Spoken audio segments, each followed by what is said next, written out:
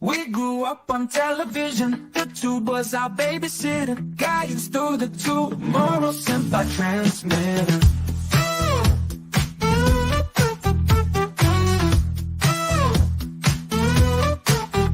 This is where you go to get down to the know about great TV shows all on one show. It's time for some TGIF right here on Pop Culture Minefield. Thank God it's Friday on Pop Culture Minefield. Thank God it's Friday on Pop Culture Minefield. Thank God it's Friday on Pop Culture Minefield.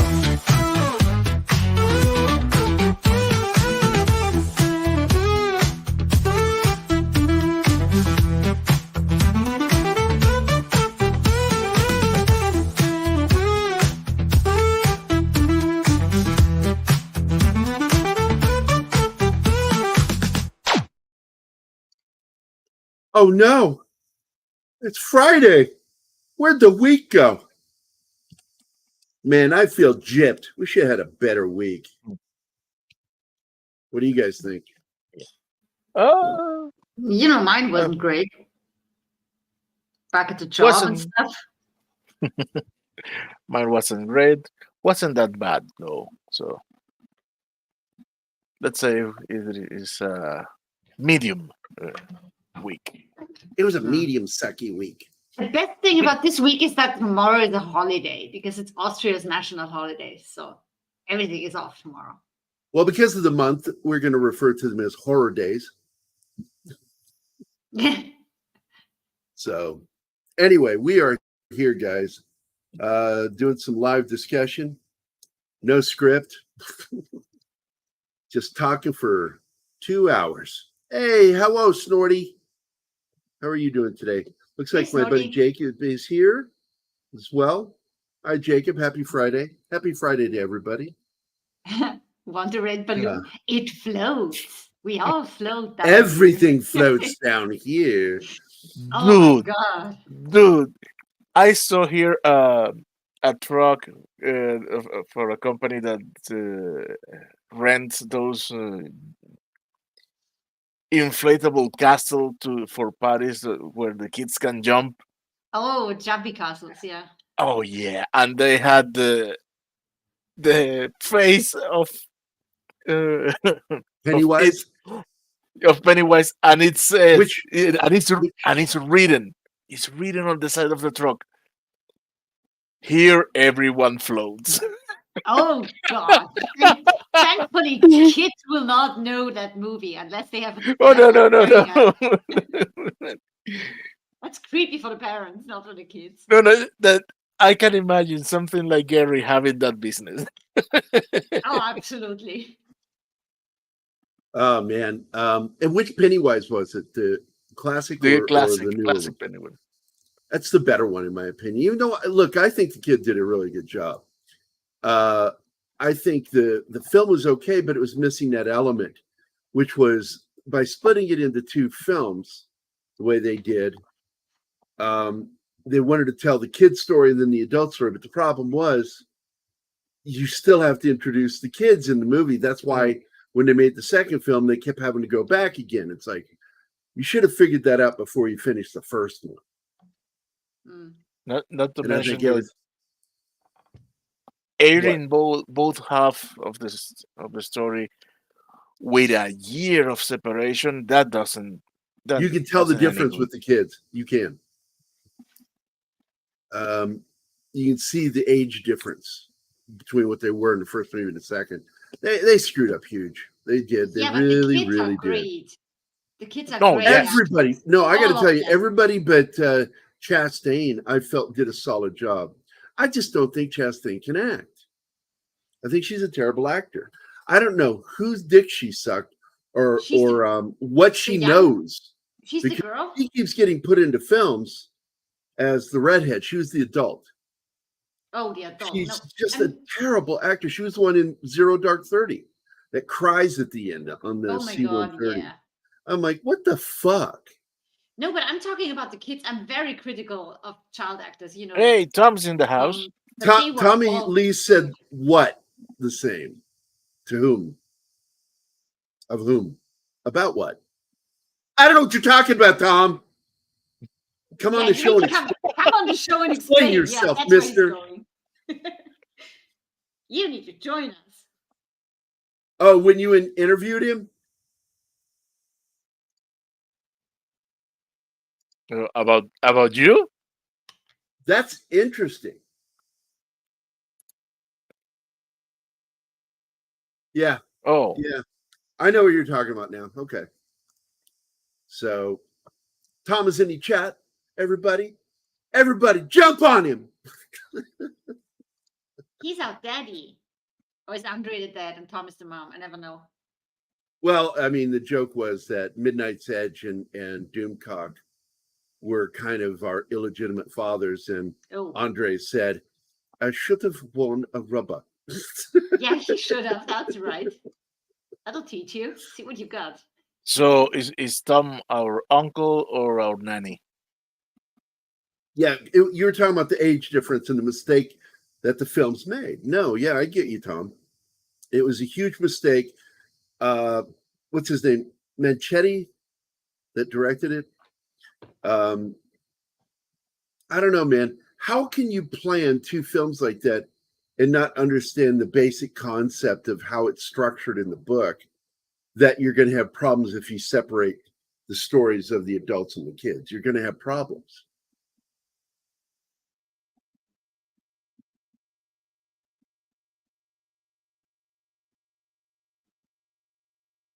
Yeah. So if they were going to do that, if they had to do additional scenes, they should have shot it while they were the same age and then add it later. I don't know. What if the scenes got added later, though? Excuse me? What if the scenes got added later? Like, yeah, they would have scenes specifically shot for the second film while they were filming the first film. No, that's they would have been paid. The kids still would have been paid for the separate film, because we learned from Superman, don't do that shit. You will end up in lawsuits and having a litigious relationship moving forward. Don't pay them for one movie, you pay them for two films. Yeah, but you can still think that you did all the kid stories with the first movie, and then once you start working on the second one, you realize, oh shit, we need some more kid scenes, and then they are just taller and older. But all of a sudden, it's necessary to add more scenes. That's what I mean. See, this is so much smarter. I agree. And he should have done that. All of the kid scenes, including ones that would be included in the second film, because he should have known that was going to be needed. He should have known. To be honest, my problem is the first film should have began the same way the book and the original film did. And with them older. But they hadn't even cast the fucking adults yet. What? They had all, they hadn't cast, because they asked the kid actors, who would you have to play you when you're older? What? As we go into the casting process. So the kids were involved with, giving their ideas of who should play them. And I think a couple of them nailed it. Huh. So knowing that, we can say that they got real lucky. No, and I agree. It's not quite. Look, the best Pennywise is always going to be Tim Curry's, because he's the clown from the movie, and they did their best to include stuff from the book. I mean, they couldn't get the rights from Universal for The Creature from the Black Lagoon, which was one of my favorite scenes in the book. I got emotional reading that scene, because as the creature is basically killing him, he reaches around to feel for a zipper on the costume, and there's no zipper, and that's how it ends. And I got weepy over that, because the kid thought, this is this the monster from the movie? Then there has to be a zipper, because he understood that it was a guy in a suit.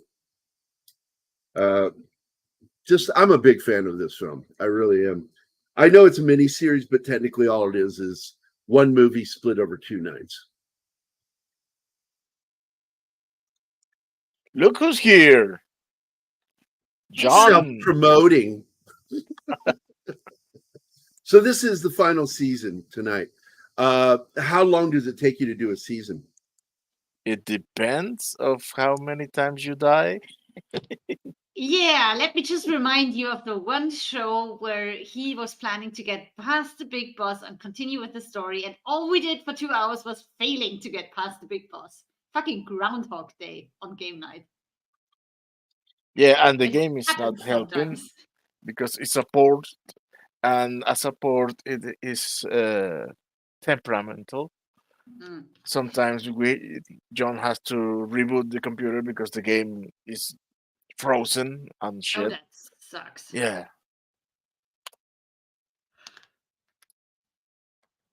Ports are like that. Hey, Tom Baker's in the house. Now we have 2 Toms. Great. Oh shit, speaking of Oh. Tom. Speaking of evil, go ahead and add him. Oh, I'm not touching it. You go ahead. I thought I'd pop in for a few minutes.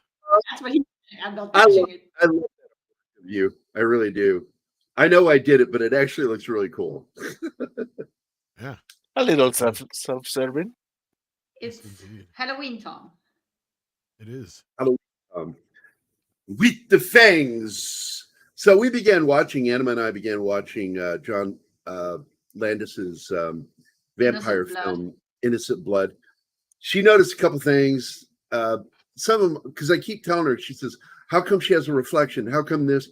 And I'm like, well, look, he's creating a universe, and in his universe, vampires have reflections. I'm very annoying to watch movies with. He only tolerates me because he loves me. I love her. He wants to throw me out of the window half the time because I'm talking too much through. But she actually know- did bring up something that was bad, and it's probably a continuity error. With him chasing her after she goes out of leaves the shower, how does she still have blood on her feet? I'm And like, a lot. There's solid bloody footprints, and they show her just standing there under the shower. So she was under there for a while. You see the blood washing away into the gutter. what did you then she think has- of that movie, Yeah. Tom? Which one? Innocent Blood. I still haven't seen it. Oh, Ooh. I have it, but I just never watched it. you ought to watch it because we're doing it tomorrow. And if you want to pop in for a few minutes and give your thoughts, I probably won't be around tomorrow, but yeah. So I But, think I gave you that oh. heads up earlier this week. Penny is here. Well, yeah, it's Hi, just a Penny. regular Saturday show anyway. But it's always fun when you pop in and give It us is. your It's like when you 5 just surprise us and you just pop in. Well, and this one I can actually say a few things about. So yeah. Yeah, let's get into it because you interviewed Tommy. Yeah, I talked to Tommy a bit about it. Tommy Lee Wallace, of course, for those who don't know the name, he, of course, comes from the John Carpenter camp. He worked on Halloween. He, in fact, was the one who designed the famous Michael Myers mask, and he directed Halloween 3, and was offered Halloween 2, but he turned it down. He said thanks, but no thanks, because he didn't want to do a sequel with Michael Myers. He wanted to he more or less wanted to do the whole anthology thing, which was initially the plan, but Universal wanted Michael Myers in the sequel. Regardless, but that being said, so yeah, he got this gig in the late 80s. I think not Toby Hooper, George Romero, I think it was, who was attached for the longest time, if I remember correctly, and it just didn't pan out that way. But Tommy came in, and it was kind of a shotgun shooting, all quick. It sounded like it was pretty quick production to get it running and rolling. And Tim Curry, of course, was just inspired casting for Pennywise. I mean, I don't think anybody's ever going to be able to top that. And that was kind of what I was saying in the chat, was like, the new film just did not understand Pennywise at all. I mean, there's some good things, there's some bad things about the movie. In fact, I will actually give the reboot credit for being able to come up with an ending that is a bit better than what's in the book and in the original miniseries, but that's all I'll really give it credit for. Outside of the casting, I guess, was decent. But other than that, like, they just seem to like fundamentally misunderstand what Pennywise was about and why and how he worked. Because with having Skarsgård look like a crusty, ugly clown from the start, that defeats the purpose of the whole point. Because Georgie gets lured in by Pennywise because he seems normal at first, right? Like, that's the whole point. He can even smell popcorn and candy, apples, and all that shit coming from the sewer. And he even says, "Oh, we're trapped down here," blah blah blah. And he's tricking him, right? Like, and then there's that turn, and that turn's important because that turn, as is explained in the book, is him turning on the fear. And once the kid's scared, they taste better. That's the whole point. It tenderizes the meat, right? Yeah, he says Like, that later on in the movie. yeah, and it's like, wait a minute here. Like, if you have him be scary from the start, no kid's going to approach him. No kid's going to come near him. And I think Tommy said something similar to that. And he also agreed with me on the whole idea of, like we were talking about before, was so stupid not to film all the kids stuff up front. It's like that, duh. Like, you get it done, and you get it done as quick as possible in case one of them comes in with a foot taller and a dropped voice, right? Like, that's all you fucking need. We remember with Lucas running into that problem with his Phantom Menace film. Because with what's her Jake name? Lloyd? Or, not just Jake Lloyd, Padme. but her, because she got boobs. She was going to end up with, but yeah. Yeah, what little she ended up with. Right? But, she changed and grew taller during the making of the film. And when they shot later shots with her, as well as reshoots, she looked completely different. She looked like adult Natalie Portman. Yeah. And Tim was so good. I mean, I don't know if have you guys seen that documentary that came out like last year? Which one? There was a full-fledged feature-length documentary that came out on the making of it. No, I have not seen it. It's fucking amazing. Like, and yeah, there's this great story about Tim Curry. Where's it available? It's I think it was on Screenbox, and it's also available on disc. So it's pretty. I think you can even see it on YouTube for free now with ads. So you might even be able to watch it there. I'm surprised you guys didn't watch that before the show, but yeah, no, it's a really great documentary. It goes through the whole thing, and that's where I'm pulling most of my info from now, besides the Tommy interview. And yeah, like Tim was like working with the kid who played Georgie, right? And in the middle of the shot, the kid's like, Tim, stop it! You're scaring me. And Tim's like, good, use it, kid. Oh, I found it. Here it is. It is on YouTube, by the way. Yeah. So like, yeah, he's like, he scared the hell out of that kid who played. I don't doubt it. And he's like, yeah, just use it, kid. Yeah, like, how old was that boy? 8, 9? He would maybe if that. Yeah. Yeah, that's fucked up. I identified with him because that was me as a kid. And when we lived in Colorado for like a year, it was a huge thing. Anytime it rained, we'd have boat races in the gutter. And I'm talking like a fucking river. It wasn't like it was a torrential rain pour there in Colorado, the Denver area. And if we made them out of paper, we would shellac them. But most of us made, I made a popsicle stick raft and put a little paper sail on it. And hey, Zax, what's up, buddy? Hi, Zax. And Lady V's here too. Yeah, well, it's also in that interviews. I think they even get some interviews with Tim Curry, because I think that's where he says, like, because he even takes a shot at the remake, because he talks about how most of his transitions in the film had zero makeup. The only time they really did anything is when they gave him the teeth, because that's what he said. He goes, and I managed to make my Pennywise scary without any special effects. Yeah. And I even forgive him for some of the stop motion animation in it, because it's just. Oh, I think it works. Why wouldn't it look like that? It works. Because why wouldn't he make it look like claymation? Because he's dealing with kids. So maybe he wanted it to look that way. So I forgive it. I thought it was good. I'm talking about the scene where he pulls up. I love the 1990 miniseries. I mean, even though it's got, it's not as hardcore R-rated, but like that's another issue I had with the reboot too, is it's almost like they avoided some things in the reboot just so like people wouldn't be reminded of the series, but then they have like a lot of payoffs for things that there's no setup for. And I said that when I was reviewing the film. I'm like, I'm really curious how many people will be lost if they haven't read the book or seen the original miniseries, because I feel like there's elements in this reboot that if you're not familiar with the story, you have no idea what's going on. You can't. I want to point out they up to just speed. had the name of Annette O'Toole. And Annette this is O'Toole. one of the 3 things I thought she was, well, 4 things that she was really good at. Because I liked her as Lana Lang. I liked her as Nick's girlfriend in 48 Hours, which was the first thing I ever saw her in. I had a crush. Great. Oh my God, I had such a crush on her. All the way back to when 48 Hours came out. I think she's one of the Eddie reasons Murphy. why I have a penchant for redheads. But yeah, I don't doubt it because I think that's where mine began. Because I never really noticed 3 redhead. and this in 48 Hours. Yeah, very formative years of my life. And it's kind of cool who she's married to. Yeah. And as I recall, she's married to Christopher Guest, right? Yeah.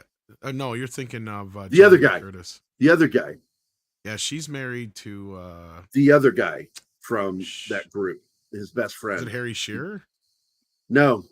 The God other damn it. The big, tall, blonde guy. He's also in Michael Spinal Tap. McKeon. Michael McKeon. She's married to him. And I was like, you lucky motherfucker when I was younger. Fuck you. But getting back into the credits here, you got Richard Thomas in this. You've got John Ritter, God rest his soul. Great fucking cast. You got Harry from Night Court. Seth Green, this was his first movie. Yep. He did this one in Solar Babies. Yeah, we had 2 great comedy actors who we lost too soon that are in this movie. Oh, and they showed the movie playing at the theater back in time was Teenage Werewolf with Michael Landon. Yeah, to tie in later with the werewolf, yeah. Yeah, and that was really the only one they could get the rights to. It was really sucky that they couldn't get the And I think rights from didn't they Universal. leave this out of the remake? I think this is completely left out of the remake, all this is. Yeah, none of this is in the remake. Yeah, I was kind of surprised at the stuff they picked and choose because I've read This the is book happening once, technically now. and I this tried, isn't in the in past, the it's present now. day, yeah, and I tried reading the book again, and it's just such a hard read It is. Look, man, because I'm he going to tell jumps you. around so fucking much.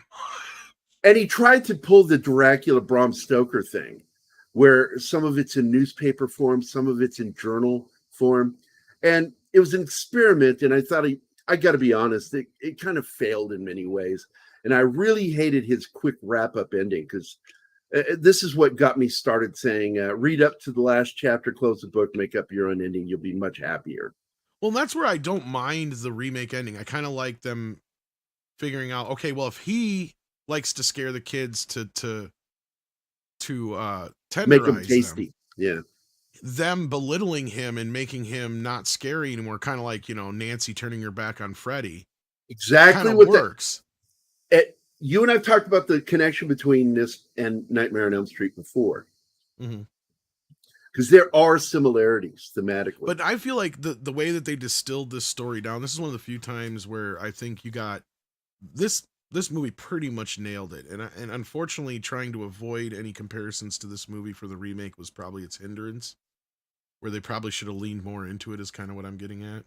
Yeah. But, No, I agree with you. I mean, is it perfect? Oh, fuck no. It's got some very cheesy 90s moments. Don't get me wrong. But like, as far as like distilling the characters down to who they are and what they were in the book, I mean, the one who makes the biggest change is probably Beverly. A lot has changed with her character because they lighten up a lot of the shit with her. Oh, I'm so grateful they took the sex thing out. Well, yeah, not only that, because isn't she practically They need like a to sex addict take it in the out of the book too, book. on top of it all? Well, and they also have that her father, was not Molesting just her. abusing her, but yeah, flat out. Yeah, the father was. And everybody knew, like, that's the whole, yeah. And so, by the way, in the book, the way they get out of the sewer, because they're losing their minds over what happened, all the boys had to have sex with. Yeah, it's so Beverly. fucking stupid. It is dumb as Just shit. sick is really what it is. I think that Stephen King's got some problems upstairs dealing with underage stuff. So, but I mean, the stuff with her another thing dad he's and the got- way she is in as adult, I understand. But like, yeah, that bit makes absolutely no fucking sense. And the whole thing is supposed to be like, well, they're no longer innocent or some shit like that. And I'm like, dude, like, like they're fucking kids. right? Like, this is ridiculous. Yeah. I want to point out again something I have said time and time again. My criticism of Stephen King is that he has a narcissism problem. And I understand it's called romancing the stone, where you add a character in your story somewhere that's you. You're putting yourself somewhere in the story.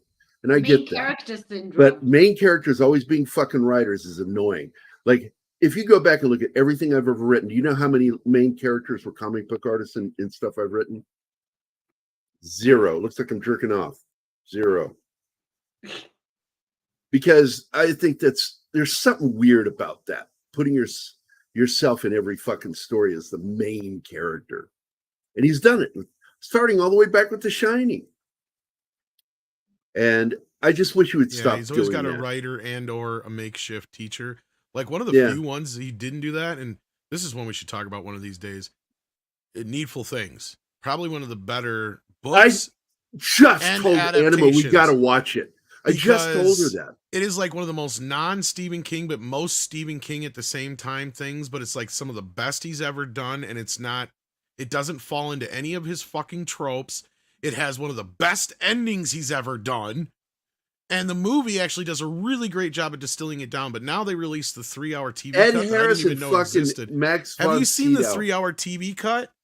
I mean, it's not like you need it, but it's like, oh, it's much more expanded and it's a lot more like the book. I mean, that 2-hour version, though, of the theatrical cut does a really good job of simmering it down to what the basics are of that story. And that is by the one of way, King's Tom, best novels ever. got to point out that all he did was he took The Shining and rewrote it, because it's got a lot of the same. Well, it's kind of like beats in it, Faust, same basically. characters. Yeah. So instead of Well, like, and because actually, again, the it's book has Straker is the same character, dude. Well, there's a lot of characters from Needful Things. That's the thing, is it's kind of that's why I said it's both simultaneously the least Stephen King and the most Stephen King at the same time, because you got all these characters that are coming together. Because technically, the devil is still Randall Flagg. It's just an alternate version of him. In fact, his name, I think, is even a anagram of that, if I remember right. Because it's like, God, what the hell was it? Like, I paused that, by the way, so to point out that that's Olivia Hussey, and Olivia Hussey got her start long time ago in a little film called Franco Zeffirelli's Romeo and Juliet, which was risque at its time. It's because like technically, PG, wasn't she underage at the time that they filmed those scenes? Yeah, scenes, yes. She was 15, and but anyway, very good actress. She ended up playing Norma Bates in one of the films. In the fourth film, sequels. Yeah, I actually really liked the sequels. By the way, I don't know about you, but I enjoyed. Well, the fourth film is TV one. People can say what they want about it, but it's the basis for that Bates Motel TV series. Really? Yeah, exactly. Exactly. I actually don't mind it, so it's all right. I mean, it does kind of muck with a few things, but it's not as bad as you would think for a made for cable movie, because most people don't even remember that it was made for Showtime. So, yeah. And sadly, this young man who plays the lead character in the story, Jonathan Brandis, he died of he had a troubled drug abuse issues, and it's like, but he was arguably one of the biggest child stars of all time, though. I mean, come on. I mean, he was in so many things, and at the time he had done, Sequest. He'd been in tons of TV movies and films. I mean, he's got it all. He has the talent and he has the looks. And he couldn't. He got worried. Is really what it was. He got panicky about his career, and that led to the abundant use and abuse of drugs. And we lost him in 2003, and it's just sad. By the way, I want to point out, this is really, when I even read this in the book, it freaked me out, because I hate cellars and I hate basements. Always have. I still do. I don't like them. Every kid does this when they're a kid. Stairs are the bane of my existence. And always have been. I hate stairs. Well, and that's the key to this film, right? Is King tapped in. That's the good part about it, is he learned how to tap in. Primal he knew how to fears. tap in. Well, not just primal fears, but the fears of a child, right? The fears that an adult would just go, oh, whatever. You just go down the basement, you take care of business, and you come back up. No, a kid, that's a whole fucking thing you're not thinking about, right? It's like, it's no different than the kid making that sprint from the doorway to the bed because they See you, think dead there's the man. monster under the bed, right? Like, that's the thing that King tapped into here with this movie, or this book, I should say. And what this Right. movie really keyed in on, and what Tommy Lee Wallace said was the strong part, of course, was the kid's story. The harder part was the adult story, because at that point, that's when everything kind of takes a turn for the boring. And he's right. And it's the same thing with the book. It's the same thing with the remakes. You can like the adult cast, which we do. And if it wasn't for the adult cast being as entertaining as they are, like, that's the weakest part of the story. Because at that point, it's like, who gives a fuck about them when they're adults? We all know they're going to turn out to be fucked up. Right? Like, but that's Exactly. the only hook, is that they're being called back in, which kind of undermines the story of them being when they're kids. So it almost makes you feel like they should tell this story in two parts, but the wraparound almost makes it, you know what I mean? Like, because like if you see this movie in a part where you see them just as kids and the story play out, and then you find out, okay, there's going to be a part 2, but then you come into part 2 and it says them as adults, then it's a little bit different, because then if you keep seeing this bouncing back and forth like they do, it does kind of ruin that. You know what I mean? Like, you're like, okay, so they didn't defeat this thing, right? Like, and so how is it possible now that they're going to defeat them as adults if they couldn't do it as kids? You know, like that's kind of where you're stuck as an audience member. And that's where I don't think Exactly. King could really figure out the ending for this book. Or By the way, have you guys seen the prank where people print this Pennywise and put him in actual drains? Yeah. No. Jesus That's Christ, I would hilarious. fucking have a heart attack. I would It's fucking fucked have a up. heart attack if I saw that. Like, I'd jump. I wish I had those drains around here. I'd do that for Halloween. Fuck yeah. Yeah, it No, only works when you have that kind of drain. I can't unsee Gary jumping in the middle of the street now. Thank you. I Oh, needed you're that welcome. visual. Ah! That's my little girl movement. Ah! So, I do want to say hi to everybody. I haven't had a chance to say hi to Tom, Baker, Dragon Bricks, and of course, Lady V. I'm sorry I didn't get to say hi to you before. Dad Man has already left. I'm sorry, buddy, that I didn't say bye to you. Who else has jumped in that I didn't say Hey, hi we got to? red shirt. Red shirt. Hi, Rachel. Oh, fuck, it's that guy. Oh, Well, you thought this he's was too going to go busy well, to do didn't Toxic you? Tuesday, Gary, so he has to hunt you down here. That's right. Oh, Country Shape Media. I forgot to say hi to you. I'm going through the private chat. Let's see. And I think I got no, Patrick Jordan. I haven't said hi to Patrick. And just another red shirt is in the chat. So those are the ones I missed. But he's on the show now, so I won't say hi to him. Fuck Tom. Fuck red shirt. Yeah, why? So I mean, it's I kind of guess- cool with the casting of the kids, and I love I Seth gotta Green ask, in is it. it now that I think Wait. they did put it in the remake, right? So how do you feel better? Georgie losing the arm in or out? Because I think that No, they don't show they it don't in show the it in TV this. cut. Yeah, but No. they do in Say the it. They talk in the about it. remake, I think, don't they? I think they should have at least explained that that's what happened to him, because that's why, what's going on is going on. They find him because the neighbor saw and called the police, and he bled out in the street and died. And Pennywise got an arm out of him. He got a wing. He just had a wing. That's all. Yeah, but in the second movie, when Georgie appears, that Georgie, he's one-armed, so you get a little In bit the, of that. in this one too. When Is he okay? I appears- couldn't remember. Yeah, it's been He's like in- 5-6 years since I've watched either one of them. No, I mean in Yeah. part 2 of this one. Yeah, That's what I because was we wondering, watched the yeah. two-parter. Yeah, Oh, we've seen the 2-part. Yeah, but when They yeah, actually adults- don't they actually show it getting ripped off though in the No, no. in the No. remake? No, they don't. you They just show see the blood. the You see In the blood. remake? I thought they did. Yes, in the in the remake they show more. Yeah. oh, in the They remake. totally Yes. show Yeah, that's what I was asking. I was That's saying what he the remake said. they actually show it. Yeah, yeah. Hey Gary, Hey, we Reg. have Because You I have think somebody- they filmed it, but they had to cut it out. Like if I remember Tommy. no, they put it. We have somebody from Rumble, a new viewer, and it's Apple Eater with Rome. Is it not showing I'm up in sorry. here? Yes, I put it on the private chat. I'm sorry, Apple Eater, for butchering your name. What'd Yeah, you Gary's call him? StreamYard is still not showing us Rumble comments. Yeah, You it's can call not. him And this is asshole on eater, don't purpose. you? They can act like it's not. It's totally on purpose. They are Yeah. friends with YouTube. So apple eater with Rome. Did So you say welcome to the asshole show. eater? I'm so confused. Redshirt, why'd you jump on? I'm sure you had something you wanted to say. Well, I remember when I first saw this, the 1990 miniseries, being completely sucked in. I read the book.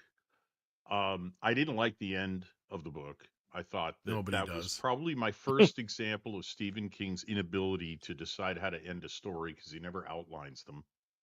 So he was. I mean, it's like I'll ask Tom because Tom is the guy who knows everything. What happened to the turtle?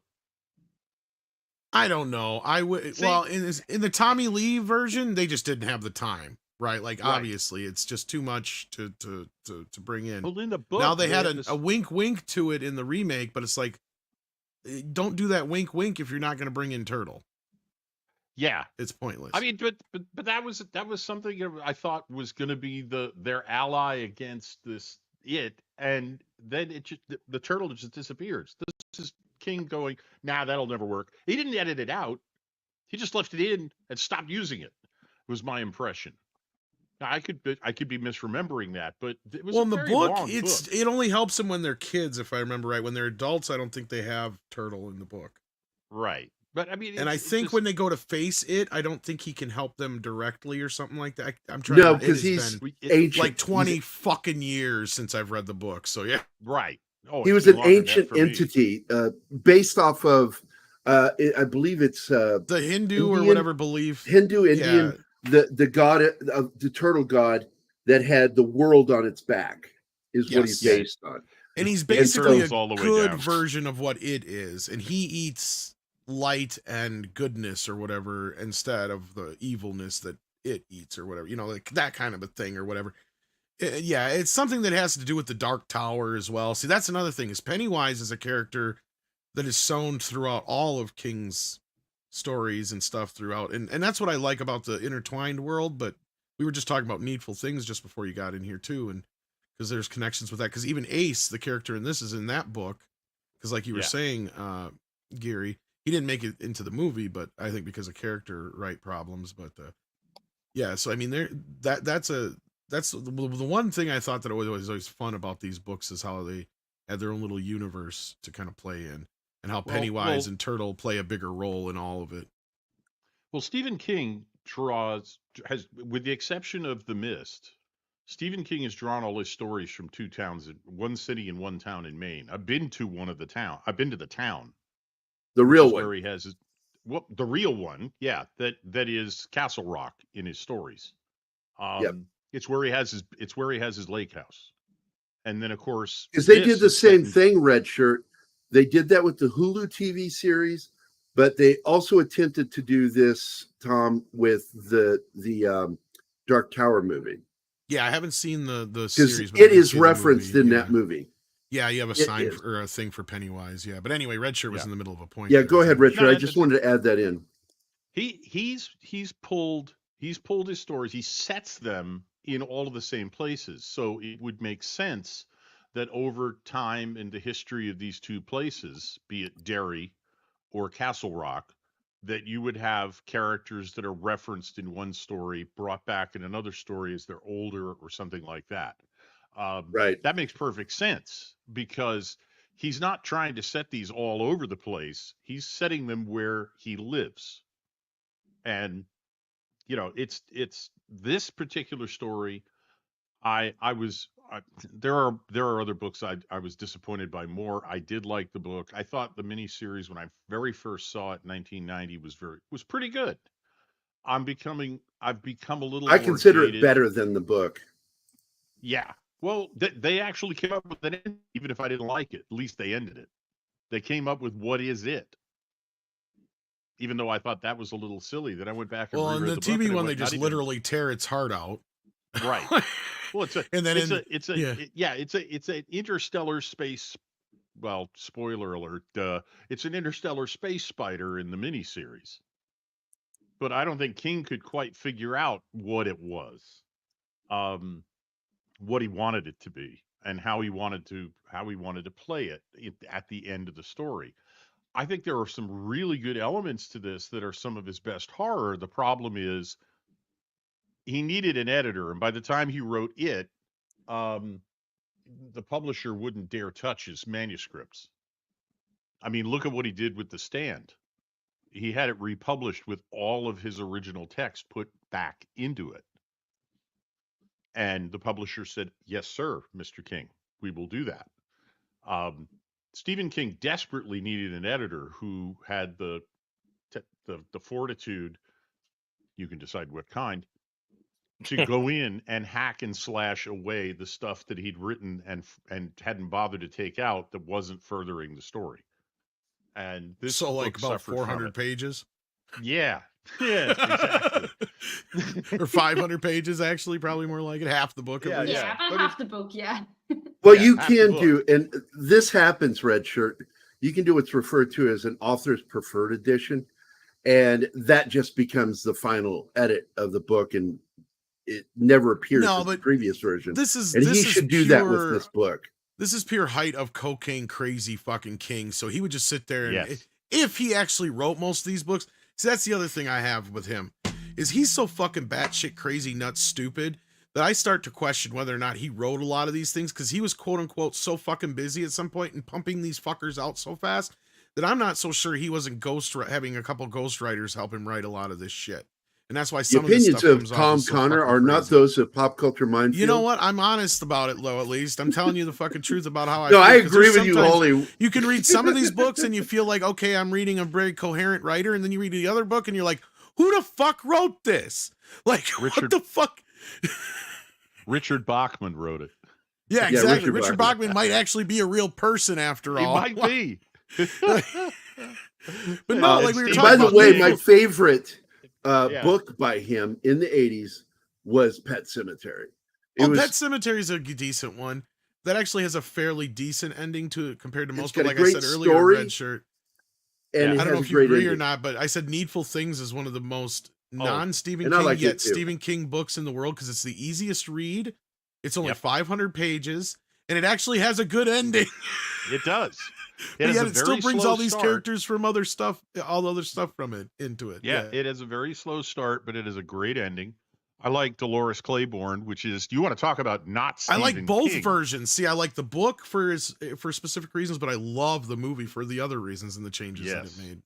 So yeah, I mean he did manage to write some very good stories, but they usually, like you're pointing out, were books that weren't the sort of story he normally wanted to write. Salem's Lot. He said he dismissed that and said, "Oh, it's just a vampire story, just another vampire story." Well, the way he went about it is he wondered before writing it if what it would be like if he had told a modern version of Dracula. Well, and the weird Right. thing is a lot of his stories, and I've said this before, they kind of hit like that. Like they're almost like stories that have been passed down from generation to generation to generation, and he's just giving us the modern retelling of it. So there's Yeah. certain stories that fit in that way, and it is one of those stories. Unfortunately, the book is a fucking mess, but the TV movie is great. Like that's basically where your editing comes into play here. Is somebody come in and finally edited it down, and I only gave the remake credit for maybe having a little bit better ending than both the book and the TV miniseries did with the whole belittling it and making him Yeah, and- small. By the I way, have this is another scene, Tom, that's not in the updated film, the reboot of Yeah, there's a him lot of getting stuff into that's the fight, not. which I thought was important to understand his character because he is the The romantic bloody interest. bathroom scene isn't even in there correctly. Like the Oh, yeah, payoff they is did it there, all but wrong. like you're like, wait, if you don't know what's going on here, then you have no idea what's up. But anyway, you were about to say something again, Red Shirt. I'm sorry. Yeah, no, it's okay. I the only criticism I have about the 1990 TV series of it is that the adults in a couple of scenes, John Ritter and the woman who played Beverly, are almost Annette phoning O'Toole. it in. It's Oh, I could not stand Chastain in this. You're talking about Chastain. Again, I'm going to say what I said earlier. She is a terrible, terrible actor. And I think she either knows something or has slept with someone, because I don't know how she keeps getting so much. Well, she was good fan job. casted for that. That I'll say on that, because that was one where the internet unanimously said her for some fucking reason. Why? I mean, looking Because at her in Amy pictures, I Adams can is a- see why. is a But then better also actor because she than her. matched up with the young actress too. That was the whole thing. It was like a fan casting thing. Ugh, I hate it. I Yeah. really fucking hate it. Because Amy Adams would have been a better version. Oh, And I'm sure there are others.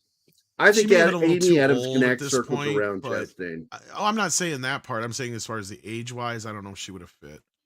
Now, this No. was supposed to be the creature from the Black Lagoon, as I recall, this Mm. scene. Yeah. Am I correct? I think I- I thought that And was they couldn't well, get the rights. Yeah. Is it this scene or is it they just replaced the wolf scene with it? I thought.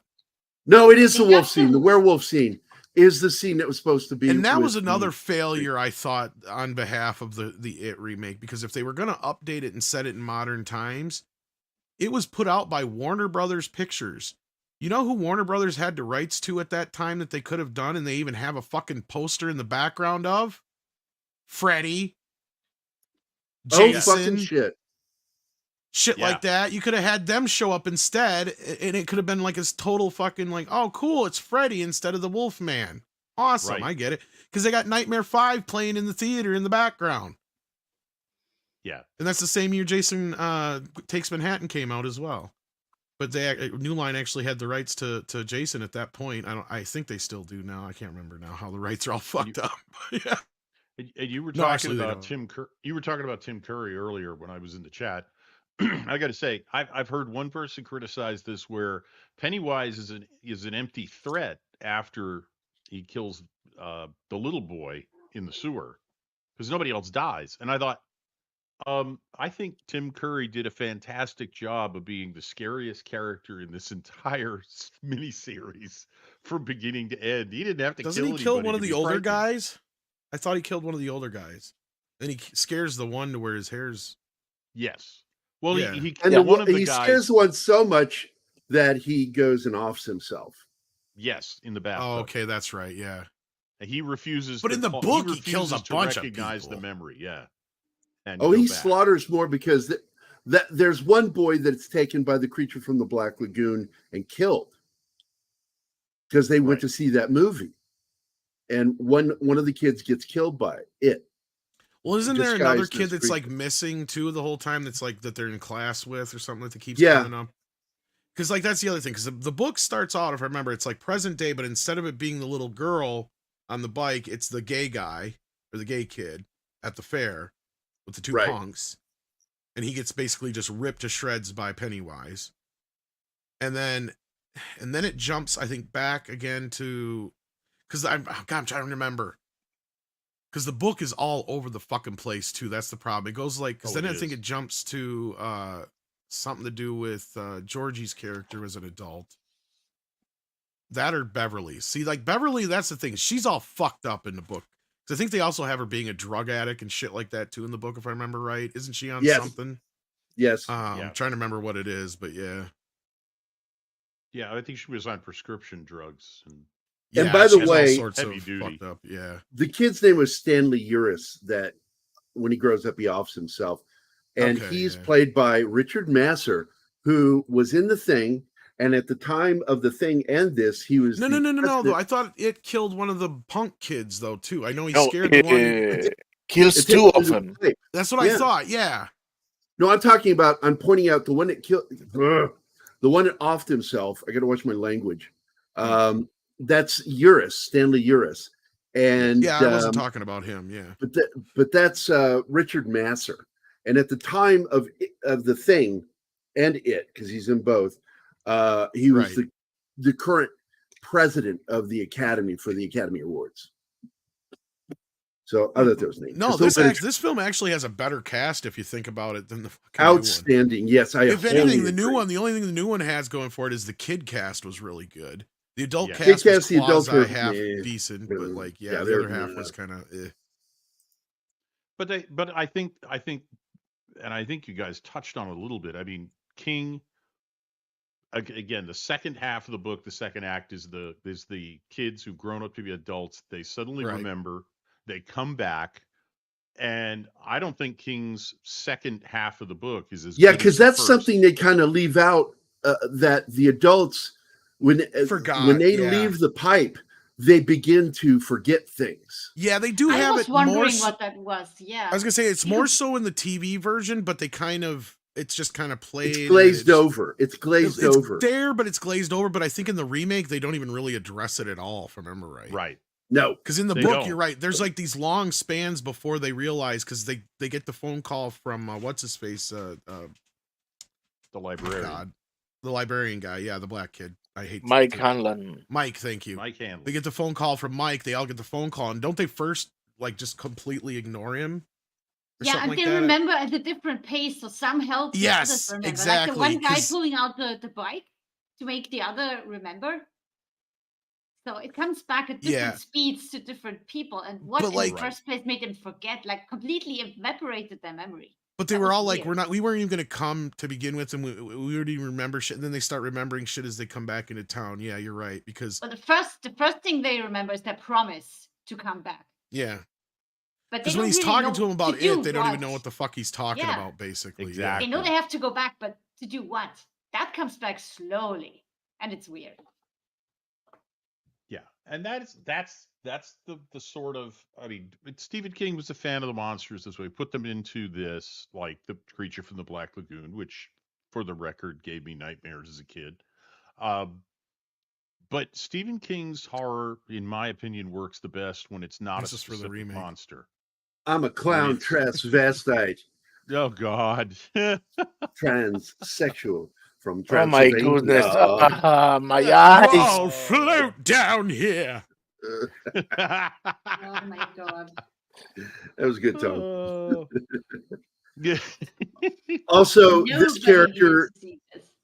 again, I'm so glad they took it out of the miniseries, that the whole sex thing, because Oh, you know, yes. it works better with him being a virgin, and because they Yeah. all call him, you know, limp-wristed fairy and all that stuff in this. But the fact is, he's just the only thing he ever loved, or only people he ever loved, was his friends. Well, and I He think the never book loved plays anyone. up that he is gay, and I think they're just alluding to it here, right? Well, Not he is, mistaken. and the mother kind of, you know, smothered the fuck out of this poor kid. Yeah. Yes.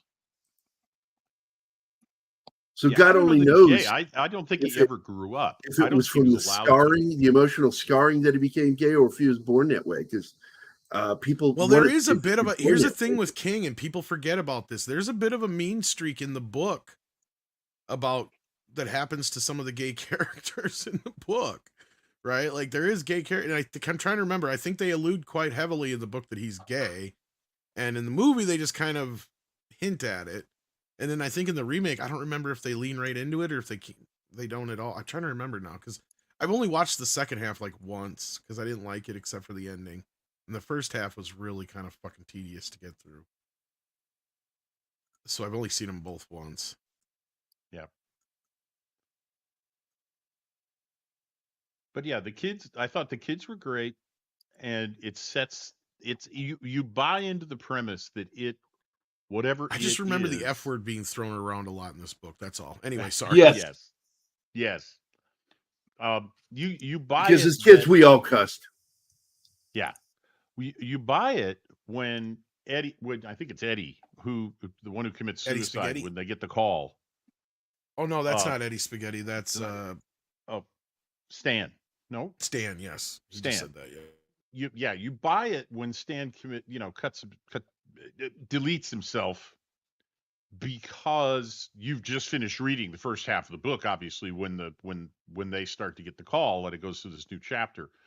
And I thought the first half of the book and the first half of the miniseries were very effective at giving that sense of you never know where it's going to be next.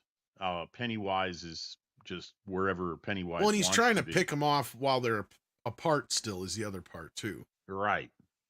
because he knows Exactly. that if they get together, they'll be stronger. And yeah, Here's that Right. claymation scene when he's. I love this bit. This is I do too. fucking awesome. Who didn't, like, as a kid even, like, I was 10 years old when this is on TV, man.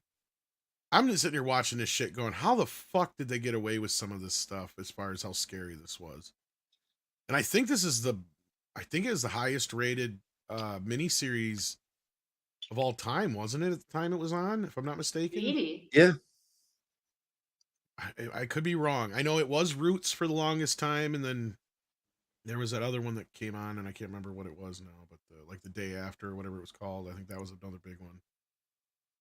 But maybe this is second, but I know it was like number 1 or 2 for the longest damn time. I know it's the biggest selling home video as far as TV films. That I know. Yeah. I believe that. I mean, V was I- big, but that wasn't like Roots big. You guys got to remember how big Roots was. Oh like, God, Roots I was fucking around huge. for Roots. I remember it. Yeah. The whole fam family had to sit down and watch Roots every night it was And on. Lonesome Dove was another big one too. But I remember seeing that not too long ago because I'm trying to remember. Yeah, they had 30 million viewers, by the way, just to let you know. It was at the time the highest, most watched Okay. miniseries. That's what I thought. Yep. Yep. And I think it's been beaten, but it took a few years. And I can't remember what movie it was that beat it. But Yeah. And these were all, familiar actors for the most part. Back when this was made in 1990, John Ritter. this was a big Richard. deal. Yeah, you're right. Like, Yeah. I mean, that's what I was saying is like the cast in this compared to the remake is like, fuck the Yeah. remake. I'll take this cast. Yeah. If you'd been watching TV for the previous 15 years, you knew every one of these actors and actresses, Including you'd most seen of the them. kids. Yeah. And a number of the kids.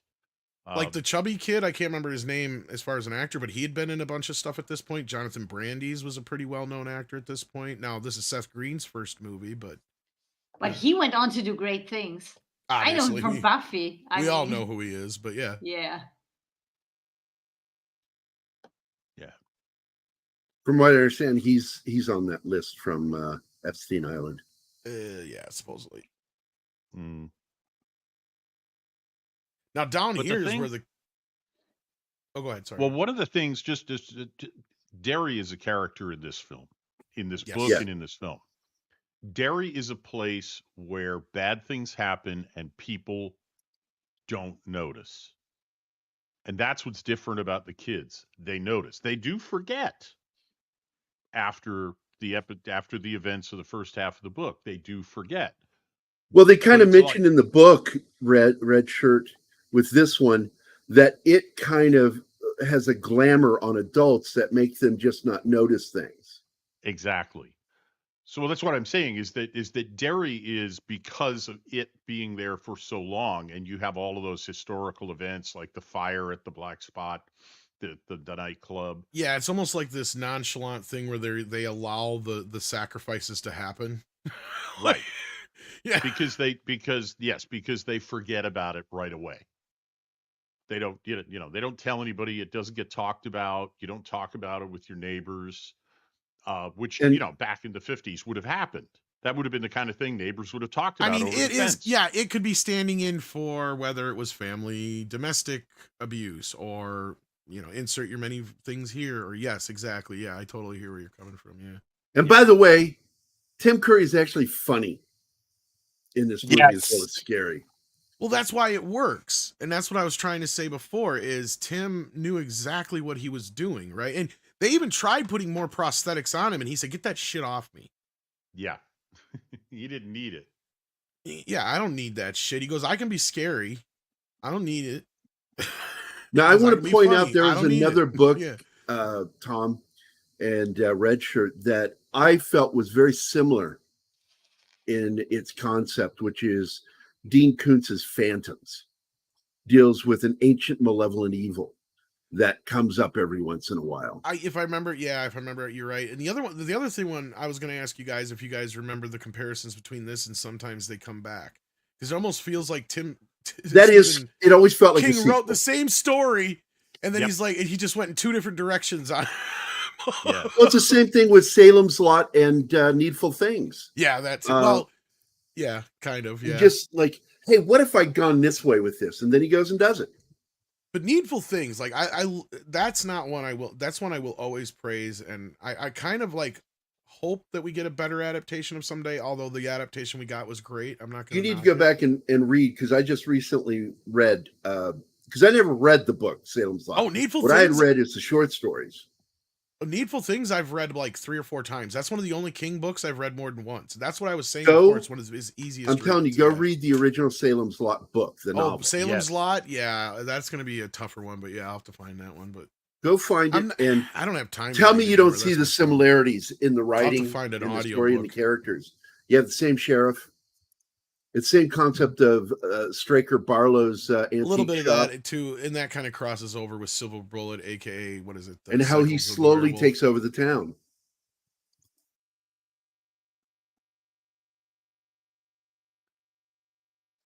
The sharp teeth come out when it's too late, and in the remake, it's all in the open from the start. Yeah, that's what I was saying, Tom. Is like, what kid is gonna be fooled by that, and that kind of defeats your purpose, right? If you're it, and your whole idea is to scare a kid, well, the easiest way to scare him is to catch him off guard, right? So like that's how he did it. Absolutely. And by the way, so many things that these kids are doing was shit that I would do when I was a kid. And some of the problems I think they up have. to a point, like most kids, like that's the thing. This was like an American thing, like up until like the internet, I would say. Like kids used to do a lot of the same shit, right? Your parents would say, "Get the fuck out of the house! You're not on a device till it's dark." Yeah, don't come back till it's dark. Yeah. And that's when I'll get worried. But your ass better be home when it's dark. Yeah, that's right. But my parents would have said, "You're not allowed to go down to the Barrens." Because that's where I went when I was a little kid. And of course, that's exactly where you would go. Exactly. Of course. I told my friends, we have to go to the creek early. Because if I fall in, I got to have time to dry off before I go home. And they don't find out about it until till one of y'all does something stupid and ends up having to get stitches. Yeah. Right? Like that's usually the dead giveaway, when it's all fine and dandy until somebody fucks up, gets hurt. They got to be drugged to the hospital. And of course, the kids make it much more traumatic than it really is. And then the adults take the advantage of going, "That's exactly why we told you not to go down to the fucking Barrens now, didn't we? Yes. You didn't fucking listen. And that's why Timmy's got 16 stitches now." Hold on. True story. True story. When I was 12, I went off with my buddies. I'm still close friends with these guys to this day. And we went out dirt biking with bicycles. I had my BMX, man. I had a Huffy BMX, and we were doing shit. And I got too close to a ledge, and I went down a ravine, and there was a pile of pine trees down there. This arm went between them, and my back bike landed on my arm, and it broke my wrist. I didn't know it was broken. I just thought I'd sprained it. So we got up out of there. I couldn't use my hand. I'm like, wow, it hurts bad. And he goes, "Oh man, what are you going to do?" And I'm like, "I'm going to hide it from my dad." So when I walked in the apartment, I intentionally walked a certain way to hide my fucking arm from him. And true story, my dad found out I broke my arm when he woke up in the middle of the night because I was crying in my sleep from the pain. Wow. And the next morning, he verbally kicked my ass. "You were over there again, weren't you? Over dirt biking again, weren't you?" "Yes." "And were you with so-and-so?" "Yes." "You can't play with him anymore." "He's my best Your friend." parents know, right? Because they know when you get hurt and you know you're doing something you're okay with, they tell you, "Babe, I gotta go." Yeah, I know, man. I got so nailed for that. Shit. Can I? Dad eventually forgave me, by the way. He did forgive me, but he was probably laughing at your ass the whole time. Oh, he would laugh when he got old and I was older, and we talk about things. He says, "God, you were such a smart kid and a dumbass at the same time. I don't know how you did it." Well, I'm sure, because he's like, I can respect him because he actually went through the pain and managed to fall asleep through the pain. And tried to hide that. And tried to hide that, yeah. But at the same time, he's lying to me, the little fucker. Little son of a bitch. You're talking about doing all the things. Kids would do these things. When I was a little kid, that creek I mentioned, we actually found a couple of boards once. And just like the kids in it, we decided to dam the creek. Oh, no. Yeah. Oh, man, we've done stuff like that. And oh, boy, we had a problem with that. Yeah, we Got in big we trouble. put it up and we reinforced it with boards and rocks, just very much the way Ben does.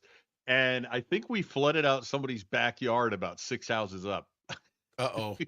because I they was had a waiting low for that. backyard. There wasn't a bluff going down to the I was creek, waiting for so that or somebody's farm. Yeah. yeah, no, it was a suburban Oh, another neighborhood. time, Tom, we were fucking around out on the farm, and David Carneal and me, who I'm also still friends with, and we came back with a World War II grenade, Oh, and Jesus wanted to show his Christ. dad because there was no pin in it. It was just like it looked like it was safe. Just an old dud. So, Yeah. yeah, so I walked in with it. It was so funny. Mr. Carneal, I can't even remember his original first name. I just can't. I just remember calling him Mr. Carneal. Grabs that out of our hand, knocks us to the fucking ground, and runs over us. Kicks open the back door and throws that out into the middle of the cornfield. And it didn't explode.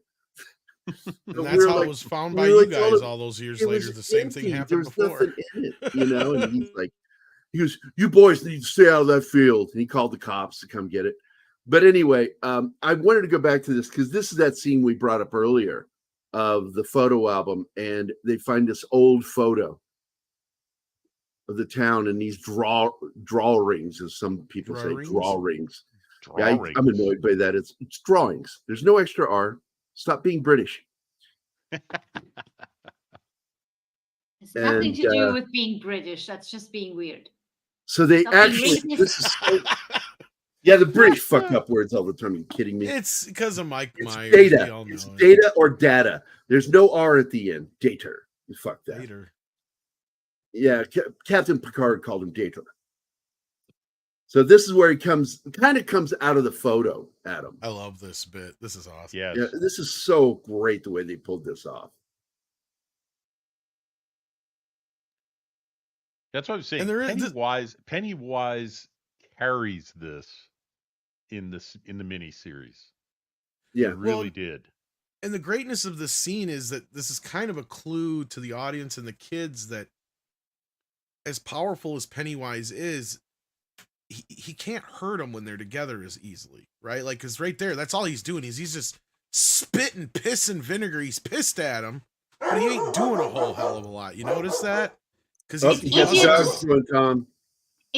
to scare a kid when he or she is alone. When they're together, they're not as spooked.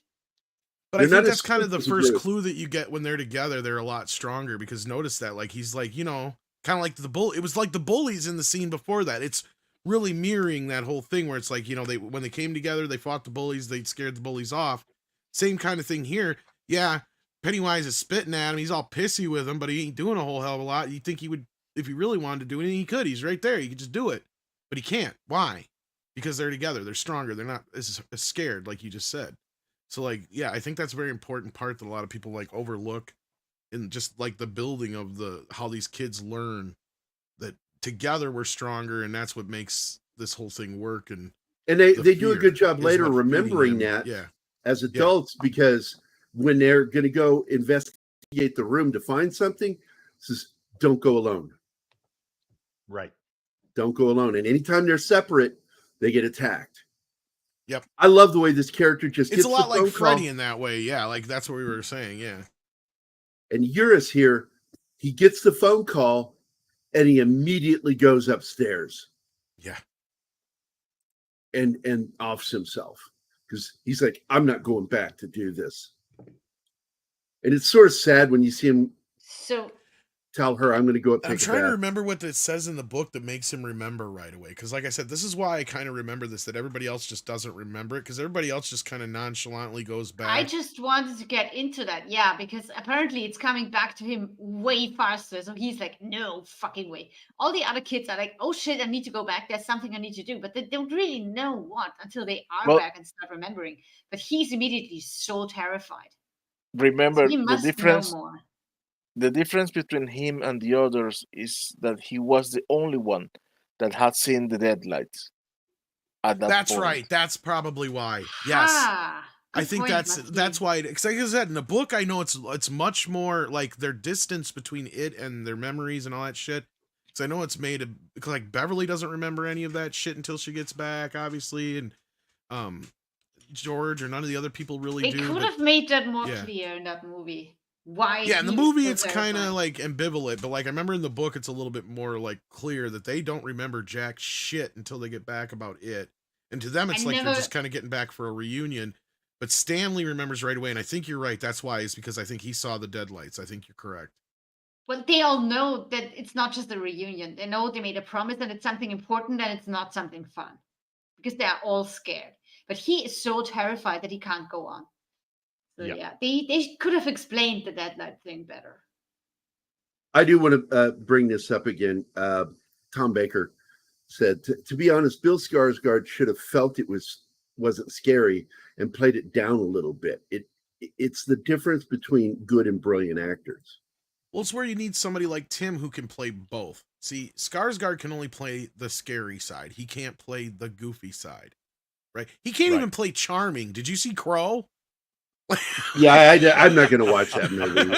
Like, I mean, come on. Like, You couldn't no. pay me to see that. No, look, he's a great actor, but wrong direction, wrong movie, wrong person for the part. I don't know who would have been right, but you almost got to go to somebody who is a quasi comedian like Tim Curry, right? Tim Curry is a whole package. He's a Broadway star initially. He came into this business through Rocky Horror Picture Show. I mean, the guy is He was already a class, trained actor. Exactly. Like he's a one in a, you don't get them every day. So you got to find a guy who can do all these things. You know, it's funny because this reminds me of the whole thing that went down with Magic. Do you guys know that movie with the Anthony Hopkins? Yes, By I like Richard that movie. Attenborough. Yeah, I like great that film. But believe it or not, Attenborough and the writer, William Goldman, actually wanted Gene Wilder for the role. Really? Yes, because that would have been interesting. Because the problem they still say with the movie to this day, although they love jokes Anthony to death, the jokes is that fall the flat. jokes don't fucking land because you didn't have a comedian there to do the charming side of the character. So through the whole movie, the audience is already kind of on edge because it's Anthony Hopkins playing the role. The same thing would have happened if they went with the other choice, which was Jack Nicholson, but they turned Jack down. So yeah, and the story there was, this was the story because William Goldman and the director went to the house because they heard that Jack read the book and wanted to do it. So they wanted to meet him. They were in town and they're like, no, he's not in town today. You got to wait another day. So they waited a whole day in town because they flew in to do some other deal or whatever. And then they waited an extra day and they knock on the door. Jack answers the door and he's like, hey, come on in, guys. He's smoking a joint and everything and having a party. And as they're talking, they realize Jack has not read the fucking book. He has not read the script. And he just said he'd like to work with them and he can't wait to read the script. So as they walked out, William turned to Richard. Or no, it wasn't Richard because it was the other director, I think, at the time. Because the other director, I'm trying to remember who it was going to direct it first. But either way, was it Norman Jewison, I think? He Probably. Yeah, I think so. And he goes, well, he's not getting the part. And Norman comes back, yeah, you're damn right he's not. And he's like, yeah, that was just, I can't believe you hadn't read the book. He goes, that's not the part that pissed me off. He goes, pissed me off that he didn't offer us any of the joint. There you go. And William's like, well, I didn't want any of the joint. He goes, neither did I. That's not the fucking point. Right. Yeah. He says, you come to the house. He was bogarting it, man. It's not just that. He goes, that was his way of saying, you're fucking beneath me. I'm not even going to offer you a drag of my own joint, whether you turn it down or not. That's, it's like, how would you, he turned around. He goes, William, how would you feel if you walked to the door and somebody was hanging onto a glass of fucking red wine and didn't offer you any? How would you feel? You would feel like they think you're beneath them. And he's like, that's us, him telling us that he's above us and whatever. So like, that's the story. Well, no, I think that's a good analysis. But by the way, I just use an 80s term that you just don't hear anymore is bogarting. But yes, you did. But yeah, no, that's the whole point was I think the movie would have been just that much better had Gene Wilder been in Magic. Absolutely. Because you'd have had a comedian and somebody who can do both, who can do manic and funny. Drama, manic, and comedy. Yeah, and same thing I with Tim paused Curry. it here Yeah. for a reason, Tom. We got to get back to this. This is the first appearance of the Dark Lights. It's the first time you get to see it in the film. Is down in the sewers, and he takes this one of his gang members. Forget their names. Here comes the light. I remember Ace, but I can't remember the other one's names. This one is Belcher. Yeah, I was gonna say because Ace shows up in Needful Things, And he gets bent over like a clam and pulled into the tube. Yeah, I was gonna Which say, I who thought was said that cool. it doesn't kill anybody else in this movie? It's like, yeah, he kills like 2 of the other guys or whatever.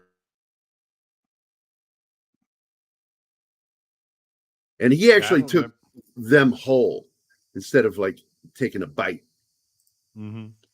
Yeah, I didn't remember that. I didn't remember him taking out 2 of the gang members and leaving the leader, so that he's around in the asylum at the end. Now, I'll tell you who they this come back. character is in real life for me. That's Jim Woodward, who's been on our show. I fucking love him. We grew up together. And he had tape on one pair of his glasses. No shit. It wasn't broken. It was there to protect his nose. The glasses were irritating his nose.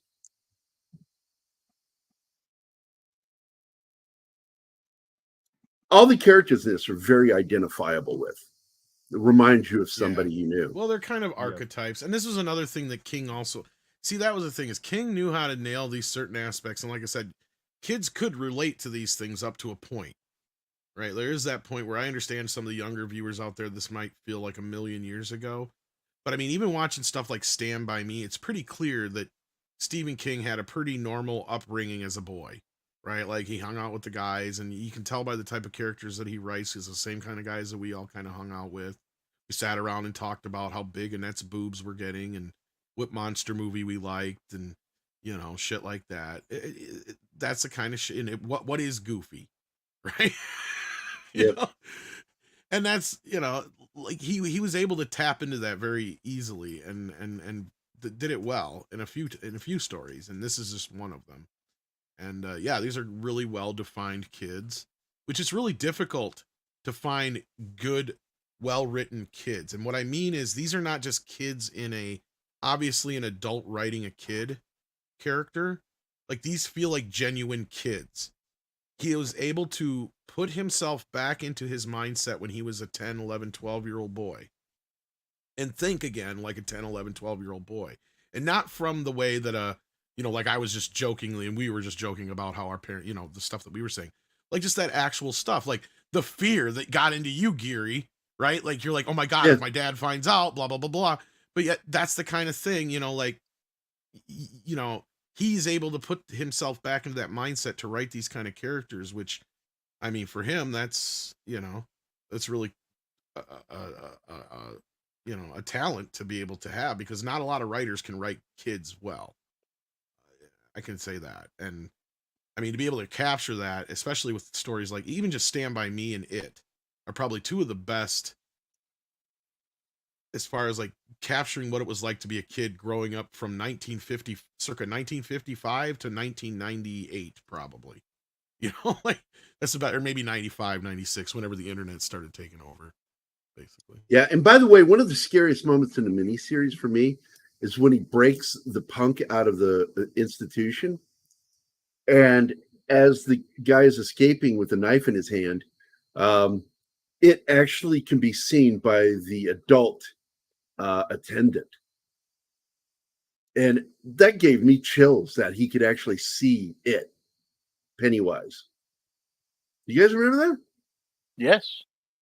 Yeah, but he works in an asylum, so that makes him maybe more. I don't able know. to see things like that. I think it was the strength of it at that point. And all the books he wrote kind of fall into the same thing. Wait a minute. Stephen King should sue. Go back and scream. The Smile? Wait a minute. What? That looks I'll an find awful it. lot like Smile. It's like, holy shit. You saw it. I know Gary saw it. Yeah. Ah,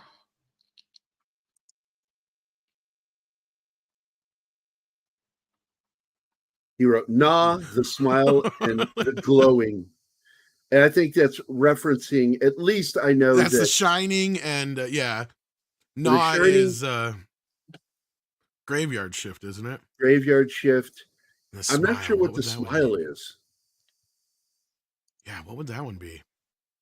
It's got the rose with the sword. That's not The Stand, is it? No. Maybe no. I don't know. That's a conundrum. We need to find an answer. Because at that time when he would have wrote this, King's biggest novels would have been like Carrie, The Stand, I think. Yeah, because he wrote that before this. Salem's Lot and Shining. Would that be Salem's Lot, maybe? The Sword and a Rose. I don't know. I don't I don't know. know. Somebody can figure that one out. Let me know in the chat, because yeah, I'm trying to figure that. I've been trying to figure that one out for years.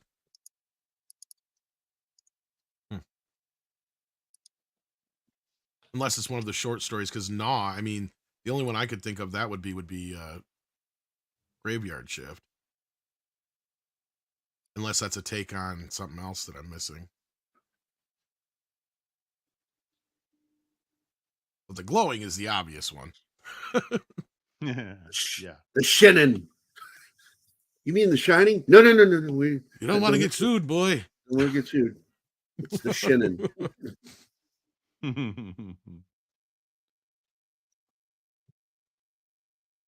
So this is actually good because they set up the bicycle early. Yep. Hi ho, Silver. And bicycles were something huge with us, man. All of us had bicycles and we went everywhere as a group on our bikes. Led to one of the funniest moments when my buddy VJ Mystery from India, he had a brother that was a year of difference in age, Sanjay, who did not have an accent, but VJ had a thick Indian accent when he would talk. And we're driving, and there's these concrete pylons sticking up to keep trucks and vehicles out. But bicycles, you can do it. But he wasn't paying attention. He was behind us. And I moved to the left of one of the pylons, and I heard him behind me go, ay, ay, ay. Like this fucking Gunga Din cry, ay, ay, ay. Yodel.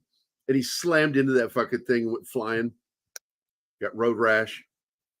And we ended up having a big laugh about it. And then I jokingly called him, love that yell you gave, buddy, the Gunga Din thing. This is a funny joke that he tells here. Yeah, I've always laughed at that joke if it's told right. Well, and here's where it kind of Prince flips, Albert right? again. To Pennywise, here it works better to be goofy and funny and torment them the way he is. Yep. Because being just scary like isn't going to do any good now. Right. Is your refrigerator running? You better catch it before it gets away. What the joke? Well, he's making fun of the fact that he's a comedian. You dialed a random phone number. Or do you have Prince Albert in a can? Yeah. Yep. That joke always it's a great, classy joke. Yep. Hiya, Georgie. Yeah, and I love his voice in it when he would do that downing, gravelly voice. Yes, they float. They all float down. By the way, Lady V made this comment. Too! You'll float too. I think the remake adds more gore, but the original was more suspenseful. Absolutely. Yeah. And what did Tom say here? Tim Curry Clown was very deceptive clown. Bill Skarsgård was telegraphing what he was doing. Exactly. Yeah. And again, to address people who say, Pennywise isn't as dangerous. Tom's mentioned it's because they're together and they stick together. But this is a much more of a psychological thriller than it is a gore, than a slasher type of movie or a story. And the whole scary part of this is what might happen. What if I got caught? What if I got separated? that I love so much about the early Stephen King stories. They start slow. People don't believe weird stuff's happening. The people who are likely to survive are the ones who start to see it first. The people who refuse to see it are the ones who are going to be collateral damage. And in it, the kids are innocent enough and credulous enough that, unlike the adults, they start to see it, put it all together in the first part of the story. And that's what arms them against Pennywise and it in the latter half of the story. But the adults in Derry they're doomed. Any I of swear them this run character is across in every them. Stephen King story too. The Yeah. crotchety fucking old dude at the store. Like, what the Yes. fuck? Yep. If you've ever been to Maine, you've met him. Yeah, right.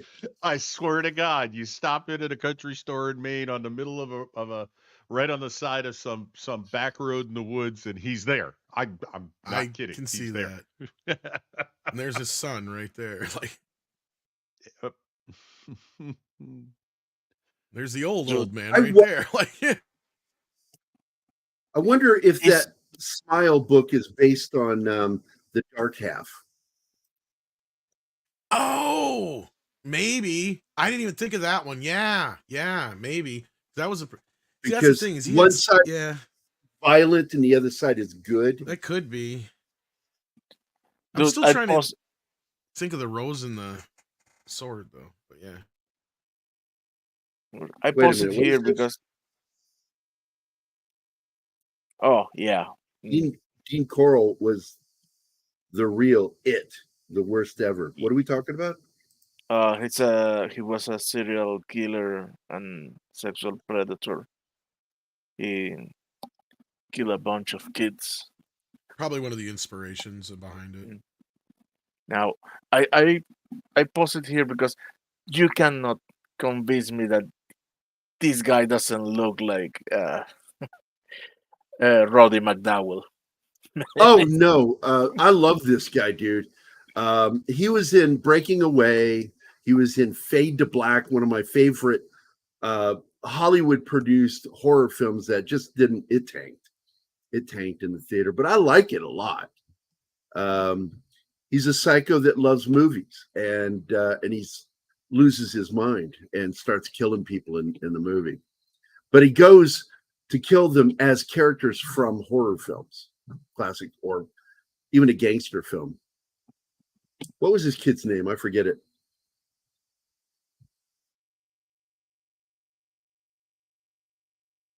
The I said character kid, or the actor? actually older than me. No, the actor. Oh, Oh, I don't remember his name too, but he's been in a lot of things. Yeah, like that's what I'm saying. Like this cast. Yeah, Breaking Away. He was the star of the Oscar-winning film. Love the guy as an actor. Just he went nowhere after that. It was weird. It sucks when that happens to actors. In fact, I just seen him in something. Dennis Christopher. Yeah, I was gonna say I just saw him in something not too long ago. Here, I'm trying to remember what it is. Oh shit.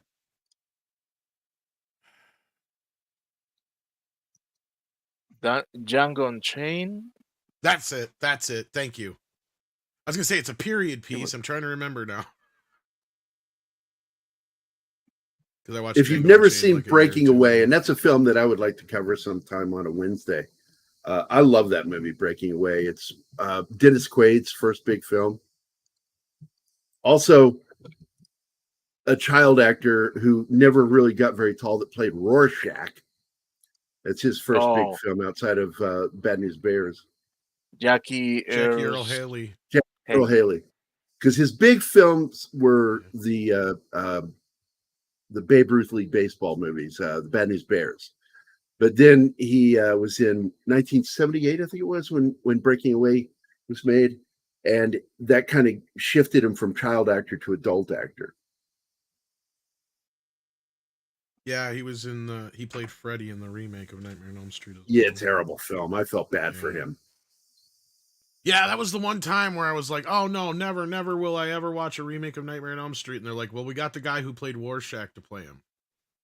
Yeah, because he's a good actor. I'm like, wait a minute, what?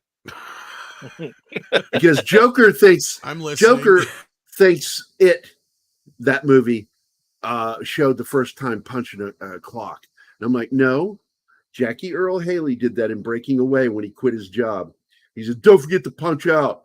So he walks over to the clock and wraps his hand and fucking busts it. And punched out. What was his name in Bad News? Kelly Leak? Kelly Leaks, something like that? Something like that, yeah. Yeah.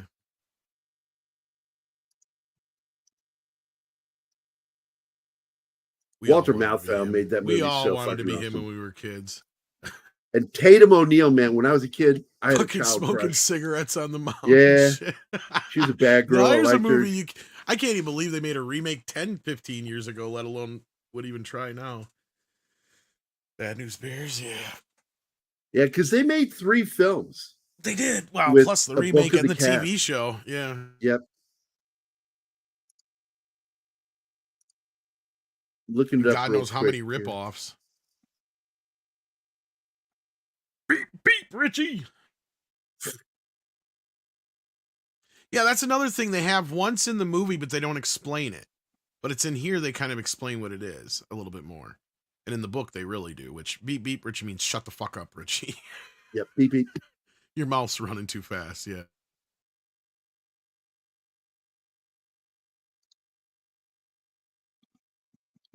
And God, she is such a good actor. Annette O'Toole.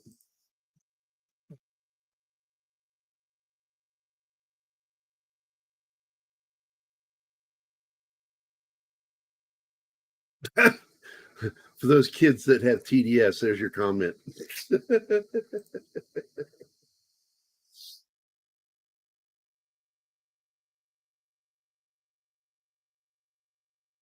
Now, wasn't what's his face, Mr. Walton's here? I forgot his damn name here. Yeah, Richard. Richard, yeah. Yeah, Richard Thomas. He Yeah, was also in a very good remake of All Quiet on the Western Front with Ernest Now, Borgnine. have you guys seen in recent years where there's a bunch of people coming out trying to like make him like sound like such an asshole all these years, and like he was supposedly a terror to work with on the Waltons or some shit like that? Did you guys see that? No. No. Yeah. It's like, why are you guys I hope doing it this failed. shit 30 years after the fucking fact, 50 years after I the know. fact? People bitching about having to work with other actors just cracks me up. I'm like, I bet you're a fucking pleasure yourself. Yeah, basically just painting him as a complete jerk. Yeah. He must have said something conservative. Probably. I would imagine. I was thinking that, that's kind of where I was thinking, like, yeah. Because you don't see him in much of anything, so. Yeah, he kind of faded away. I saw him not too long ago in what was it? Let me go find what it was, because he was in something recently. Ozark. He was in Ozark. Oh, was He he? was really good in that. Yep. Hmm. There was something else he did recently. Let me go to IMDb. I know Shanatsky, and it's shocking.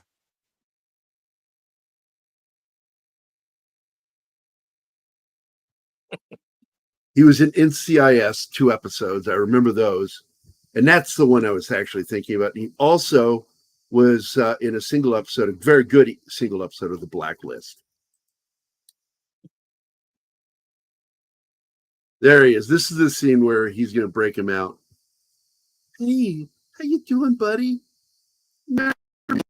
Ate your friends? Want you to go back and kill them. Kill them all.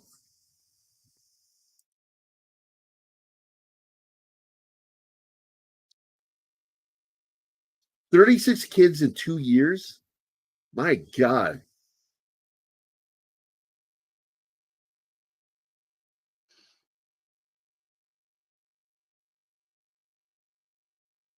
Holy shit, that's scary as shit. I'm so glad you're here, Tom Baker, to bring this whole show down. I'm going to be doing some research on this guy. I was just thinking that to go with like what Red Shirt was saying earlier is like how, this leans heavily into the more fantasy realm. So it isn't as difficult to do a TV version because you don't necessarily need all the gore. He's not wrong about that. You don't need to see the limbs being ripped off. And that's kind of why I was asking that earlier, which you guys prefer. I in the TV actually version, do it doesn't want to see more of him falling backward. You don't have to show the limb, but they should have the jacket. You mean just that torn one and show shot? some blood But coming I mean, out. like in general, though, I mean the fact that it is a fantasy kind of creature monster thingy, It is. it helps in that it does kind of add a fantasy element, kind of like when we were talking about Nightmare on Elm Street the other night and last time on the show. It's the same kind of thing. It kind of elevates itself away from the slasher genre in a way, even though it's still part of it because, it does have that fantasy element to it. And this is kind of a similar way, right? Like this is more accessible to people. And I think even kids, right? Like can watch this story and even still be scared by it, but like it because we know it's not real, right? Like that's the thing. I mean, but Right. it does play with all the little things that used to scare the hell out of us as kids. Like I said earlier, like the running up and down the stairs real quick into the basement or running real quick to your bed because you think something's under the bed or having mom check the closet. Those little things the kids, believe that as a parent, we just kind of go, "Ugh, again, like, yeah. So I mean, it's just a great story that can transcend the standard horror genre. Yeah. And I want to point out another film where he does the going back in time and meeting main characters and their kids was the film just flopped. It was terrible. I had so many problems with the Dreamcatcher. Oh, Oh, yeah. that one was, And yeah, it had issues. what is he? But it's the kid basically say? it too. You're not I wrong did now it. that you mentioned that. Yeah, I did it. you're totally right. Basically, Dreamcatcher is just it with an alien With an Yeah. alien. in the woods.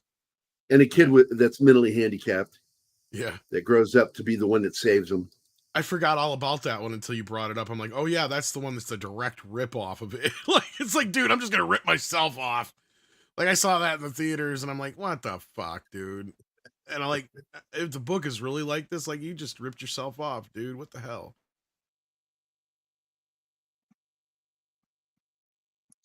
Yeah.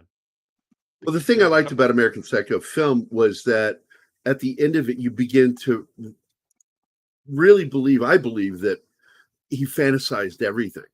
I'm going to return some videotapes. Some videotapes. Hey, Yeet TT? Tai Tai.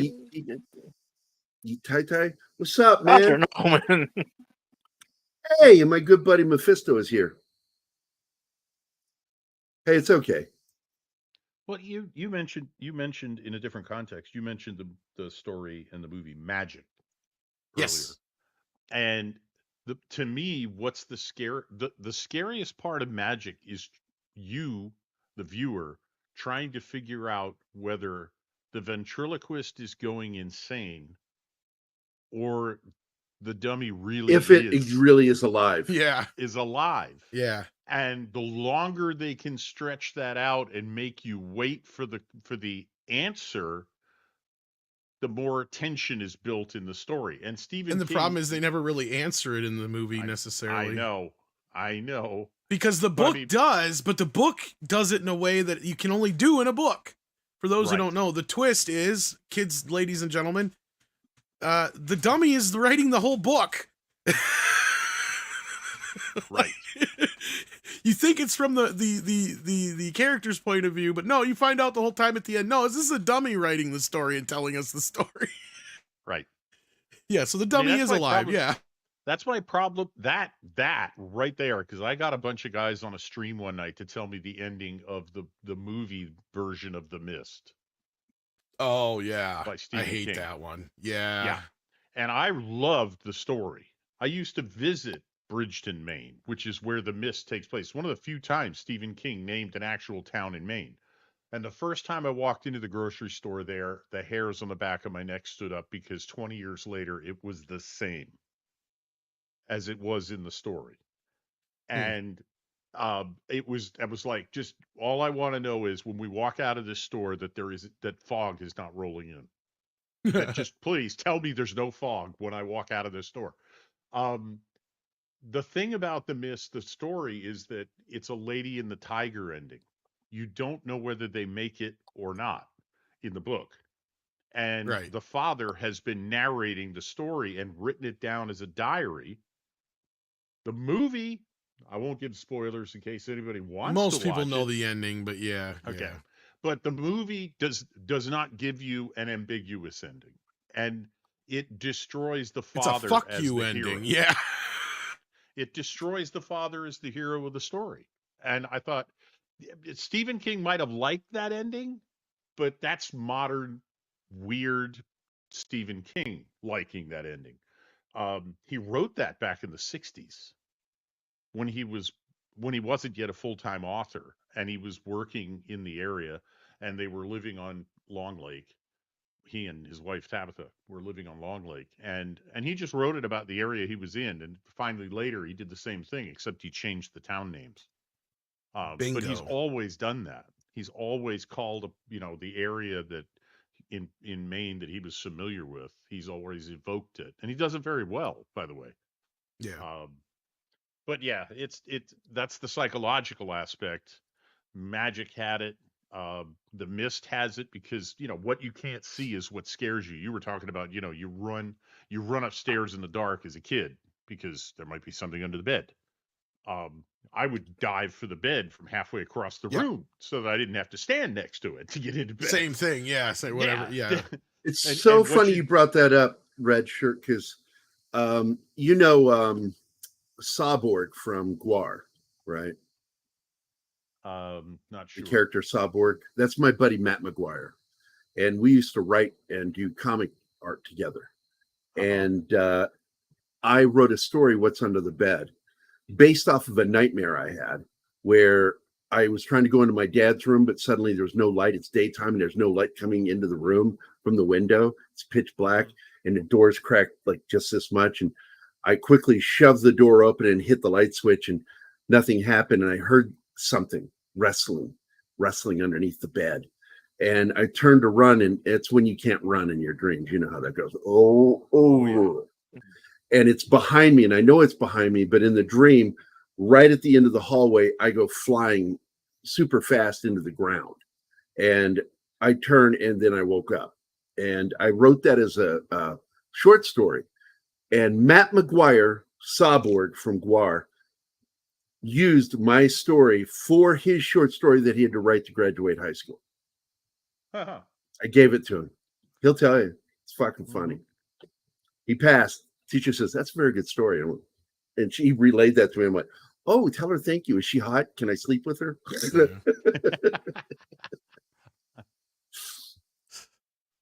So we're quickly moving towards the end of this story, the wrap up. Yeah, unfortunately, the last act is one of the worst parts of the movie. It goes And the book. slow. It is. The It's best very slow, part, and it's a replay of what just happened in the first part, and then first act, except Yeah. for this time, and it's the same way in the book. They heard it the first time. They didn't kill it. This time they plan to kill it.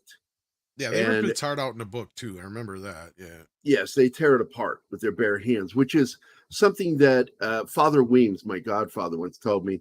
He says, if you have a priest having to kill something, don't have them use a weapon, have them use their hands, because that's what they would do. And I went, okay. And you know what's about to happen here, Compels you. that they're Yeah. planning to RAPE, Yes. and I'm not saying respect. RESP. RESPCT. Yeah, you and I, exactly. Right. ECT, you know what I really mean. RESTCCT. You know how to spell it. No respect.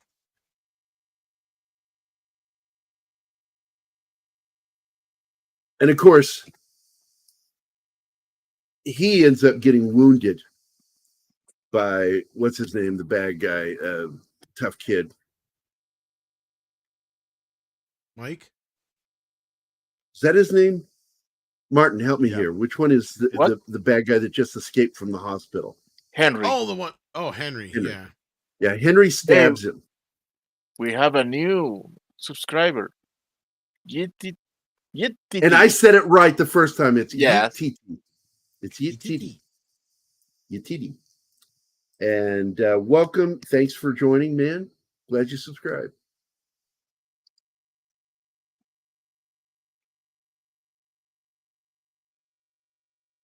No shrubberies. A nice little shrubbery. Maybe a second shrubbery. That On two complements the different first. levels, so it looks nice. Yeah. The loonies. This is where this is the end of this is where it starts to fall apart. You can see the actors struggling because they don't think the script gave them a lot, which is understandable because the book didn't give the writers a lot. But they at least in this miniseries they did choose an ending, characterize it and the monster, and kill it. So it actually, I like that actually better than the book, because the book, King was tap dancing around it so long he ran out of space and decided to just quit, I think. Well, I say that. It's like, oh, I got the 1,200 pages. I better wrap this shit up. Right. It's like, you can see him talking to Tabitha. Ran out of cocaine. I need to hurry up and finish this so I can turn it in and buy some more. Right. And I got to tell you, 2 books in particular, because now I've read Salem's Lot. What I'm a fan of with Stephen King is his short stories. Yes. I like his short stories. I really do. I have problems with his books, but I will tell you, the end of Pet Sematary and the end of Salem's Lot are 2 of my favorite endings he ever did. He actually ended them well. Actually, Hated Carrie. I hate I Carrie. Yeah, I actually like his ending of The Shining. It took me a long time to like Kubrick's movie. Because I read the book back in the day, and I didn't like the book. Yeah, see, I'm with Kubrick on that one. Well, yeah, I'm with Kubrick absolutely 100%. I'll just say it this. I'll just put it this way. I'm glad Kubrick circular filed King's screenplay. I'm glad he did. But I also like that he didn't like Stephen King. Yes, that he didn't like him. He's like, no, I don't want you to work. I just want to make one point about the difference, which it took me a long time to appreciate. The evil that is in the hotel Overlook, the Overlook Hotel in The Shining, is fundamentally different in King's story and in Kubrick's movie. Yeah. Yes. In Kubrick's movie, the evil is eternal. In King's story, the evil is cumulative. And by destroying the hotel in the book, the evil is released. But okay, who didn't love this moment when he's got the lipstick smeared? Yes. It makes a joke about it kissing. Well, I'm trying to remember the quote, because the only thing I don't like about the Shining movie is what they do to the caretaker character. That's the only thing I agree with most people on. Are you which caretaker? Are you talking about? The one that he shows up and just to get killed right away. Yeah, that always bothered me that they did that. It's like he should have survived.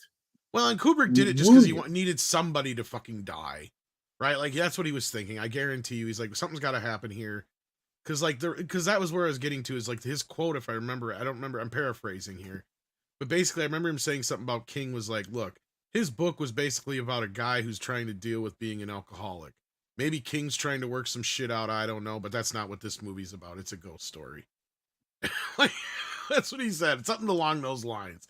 Like his whole thing was, like, King's book is about the shit that Jack's character brings to the hotel, to where he's like, no, the hotel is what corrupts him, is what Kubrick is trying to say, right? Like, it's like you're right. There is like a weird kind of way they intertwine and weave with each other, but it's weird that of all the adaptations that have ever been done of King's shit, he will praise and say he's happy and fine with any changes or sign off on any changes that they ask for. But The Shining is the only one he gripes about. It's like, Yeah. Because motherfucker, Stanley Kubrick- Kubrick made your fucking movie. Sit down and take the W, right? It's Like, Exactly. it's a personal thing because he felt Kubrick disrespected him He did. in their conversation. maybe, but And this he isn't did, like he absolutely did. Tarantino versus Stone, right? Like, I can understand Tarantino versus Stone, right? Because Tarantino's like, Oliver Stone made a completely different movie than what I wrote, right? Like, and Tarantino, on the other hand, has gone on to make his own movies, become a director and all that kind of stuff to prove that, yeah, if he probably would have made that movie, it would have been completely different. We could see that. Stephen King made one fucking movie and it's a joke, right? Like, that's he's the last person you should be talking about anybody else's directing. If you're Yeah. the motherfucker who made Maximum Overdrive. Yeah. Oh. Not to mention his direct work on the miniseries The Shining, which was just not very good. I didn't Well, like I it. love Maximum Overdrive for all its cheesy badness. I but, enjoyed like, the shit out yeah, of it. it's a cheesy bad B movie, but like, as far as like Stephen King, I got no room on nobody be talking about any directing, right? Like, No. that movie is held together with basically next to nothing, and the story as well. Yeah, I think the best Stephen King story that's ever been adapted to the screen was Rose Red. Partly Oh no, I because like that. King, That's a good miniseries. I liked yeah, it. King wrote that as a teleplay. So there wasn't a show don't tell problem going on, because there is in so many of King's books, because you know what characters are thinking, and it's very Yeah. hard to show that. But by writing it as a teleplay, he was already in the mindset of it's got to be shown on the screen. And I like Rose Red a lot. I own it. Well, you And learn the rule. If it's not in the script, it's not in the film. So, but hey, I need to say hi to two people. Sandra Hammerschlag is here, and our good buddy Vic Fontaine too. Good to see you guys. Happy Friday. End of the fucking work week.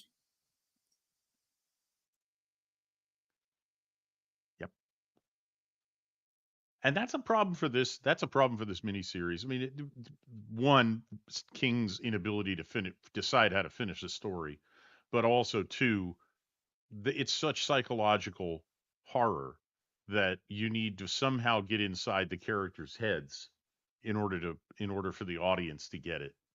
Yeah, And exactly. they tried, and in some cases they managed it, but I don't think I don't think either the miniseries or the novel lives up to what it could have been. Absolutely. By the way, I do want to say something complimentary to something I shit on, which is Dreamcatcher. So much of it annoyed me. But there's one character. It does have a semi-decent cast, though. Well, that's it. The one character, the entire story arc for Jonesy, played by Damian Lewis, and the Dream Yes. Castles was fucking awesome. That was the only thing in that film that I liked from beginning to end, is Damian Lewis's character resisting being taken over by this alien, hiding. You know, inside I never really the hated Dreamcatcher. I just always thought, oh, it's King's ripping off himself. If it had been anybody else who made that movie, I probably would hate it more. Right? Like, if it had been based on, you know what I mean? You know what I mean? Yeah. You know, like, at that point, it's like, dude is riffing on himself, whatever. Right? Like, Well, he's at that does point- that. He's been doing that for forever. though. exactly. So I'm used to that. So I never Yeah. really, I mean, I understood why people didn't like Dreamcatchers as much, but I like, when the movie come out, I was like, I've seen a lot worse Stephen King. See, I read the book, and I actually thought the book worked better. I've than never read the what story of happened that one, in because the that one's film. one of the short stories, isn't it? Which one is that in? That's not in different seasons. It's in one of the other ones. Or am I wrong? Trying to remember. It is a book. It's a full it was- novel. Okay. It's a full novel. Came out in, I think, 2003. That's right. It was one of his later ones too. You're right. Yep. Yeah, but Yeah, he does this too, Tom. He will allude to things like Salem's Lot is alluded to twice in Night Shift, Yes. and its first story is Jerusalem's Lot, and the second one is Salem's Lot, where families in a car right outside the town, and they're Oh, trapped in yeah. the snow. And I'm like, Yes. holy shit, that was a good short story. I It love that was. entire. And you know, we know, the audience knows, if you've read Salem's Lot, when the man comes in and tells the bar customer, who's the narrator, and the bartender, that his car is stuck in a snowdrift just outside Salem's Lot, and they don't want to go, and he doesn't understand why. We do, if we've read Salem's Lot, and that story hits differently if you've Yep. read the book. It really is a good story. I think in some ways, I think that's the best story that ever came out of Salem's Lot. Now, I always thought it was kind of interesting that this looked like a shark's fin, this little sailboat.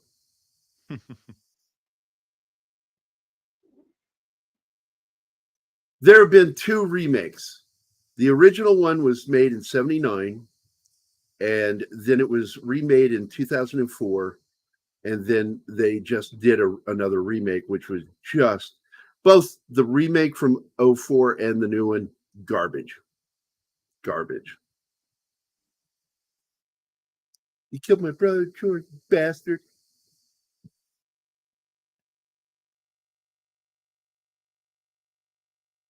Absolutely. Tom already kind of went in this with me, how much it looked like it. And it is. It's a remake. It's Stephen King stealing his idea and going in a new direction with it.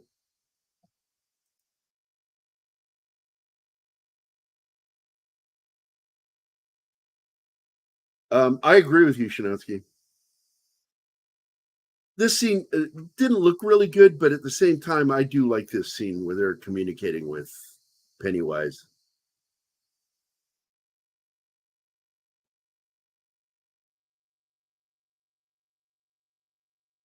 It could eat you without making you afraid, but you're not as tasty if you're not afraid. The fear is a spice. I think it also fuels him a little bit as far as like how he can hurt, Gives if him he more, can hurt yeah. you. Well, like, because as adults, like you said, everybody else in the town doesn't seem to be able to see it, but it's more of this thing where they just kind of ignore it, like subconsciously ignore it. Yeah, These kids 'cause are he well aware does of it. put and- glamour on them. Yeah, to and I make mean, them think, well, it's just what happens. he can kill adults, but I think you're right. Like, it's just that they don't taste as good. He's not probably likely going to eat an adult as much as he would a kid. He might kill an adult, but yeah, because that was the other thing. Well, too, I that's in remember my the book. in He the only needs script to that eat every once in a while too. I can't remember how long it is, but like there is a little moment. I won't say when it happens in the because he wakes the up, darker, eats, and then he goes to sleep for a while. That's kind of the whole thing. But yeah, right. In the script I'm doing with Tom Conkle, and Shinatsky's working with me on it. There's a scene in there where the vampire just goes into a bloodlust when he starts killing teenagers because they're so delicious. That young blood full of energy and vitality. And so I think that's something that's going on in here. It's the same thing with it. And there's it. Anima's favorite moment in there was the reveal of the giant spider. The There has spider. been strong language when we came to that scene. Like, fuck that. I Oh, have to she see a did. clown She for did. the She whole said, fucking "Oh, movie." fuck that. Fuck that. Why would you make me watch this?" I mean, I'm not into horror. 1, 2. Clowns are creepy and scary and not funny. And what the fuck? I sat through this movie, and at the end, it turns into a fucking spider. Really? Yeah, it's a kaiju, man. Well, I have The to say, weird I space never spider understood. that. I never understood people who found clowns creepy until I watched this miniseries and read this book. I never found them funny. They hide behind this weird ass, way over the Makeup. top makeup. They are way too clumsy to be funny. I never understood clowns. I'll tell you, clowns freak me out because, again, just like you said, they're hiding who they really are. That makes me uncomfortable. 2, I don't like shy people for the same fucking reason. Because they're hiding something.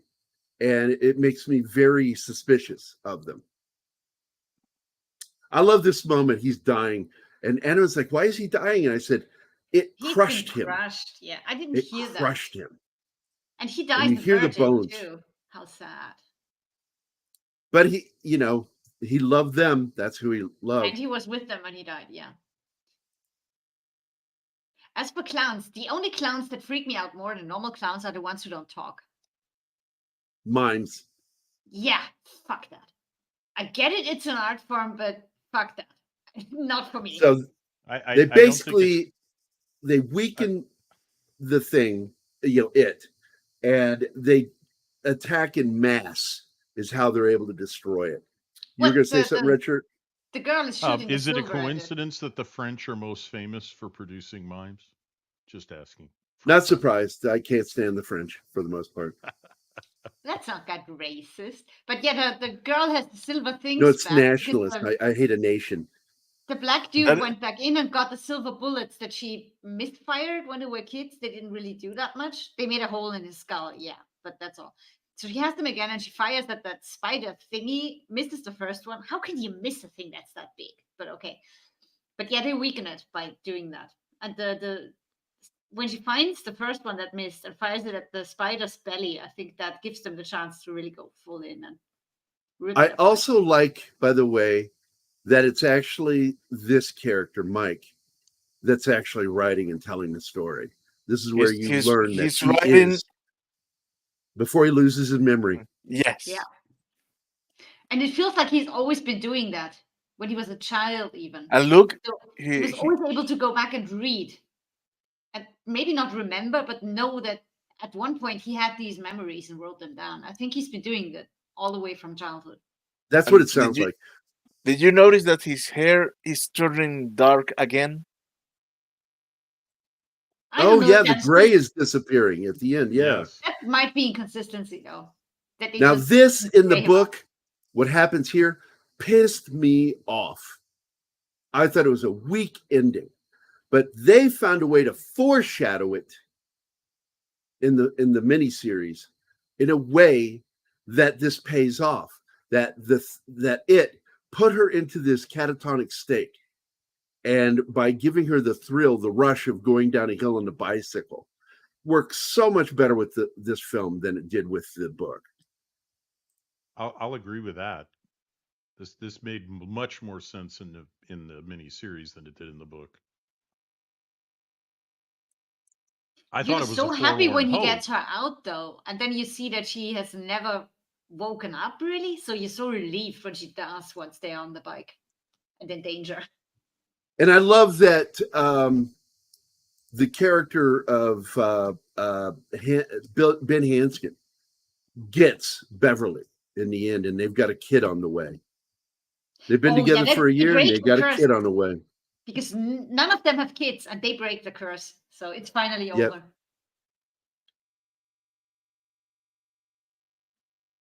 And she became an adrenaline junkie from. Oh, please here on- be here. Yep, there it is. That's the van that hit Stephen King. Yes. I've made this joke for so long. Hold on. Here it is. I'm uploading it now so you guys can see it. Tom, I don't know if you've even ever seen my Stephen King memes where I just started putting shit on his shirt because he took a photo in front of a green screen with a t-shirt. Here it is.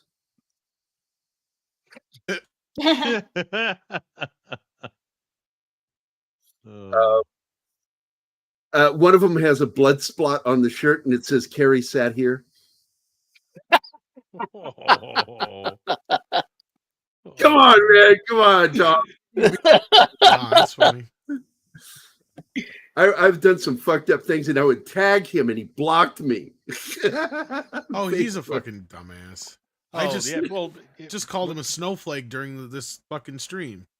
So I'm sure we're all banned now. he hasn't Also- banned me yet, which is Look, funny. he I has have the him on best- mute, but he still Shit. pops up on my shit. Oh, you had to go there, Shanatsky. You had She to. No, but knows it's he has the true. best. It's true because the whole reason he wrote that was because he wanted to write what it felt like for a girl to go into her menses, her first period. And he threw it away, and his wife Tabitha goes, "You need to finish this bit." And I'm like, "Oh my God, I hate the book. I never liked it." And I just thought that was just one more weird fucking thing about Stephen King being fascinated with, prepubescent to just pubescent teenagers and their Yeah, also- sexuality. I was a and- teenage girl once, and just not funny. And thank you, Martine, for having that there. Only We once? found it. Only Yeah, once, right? That in that book is a testament to Stephen King's attitude towards Christians. Absolutely. Oh.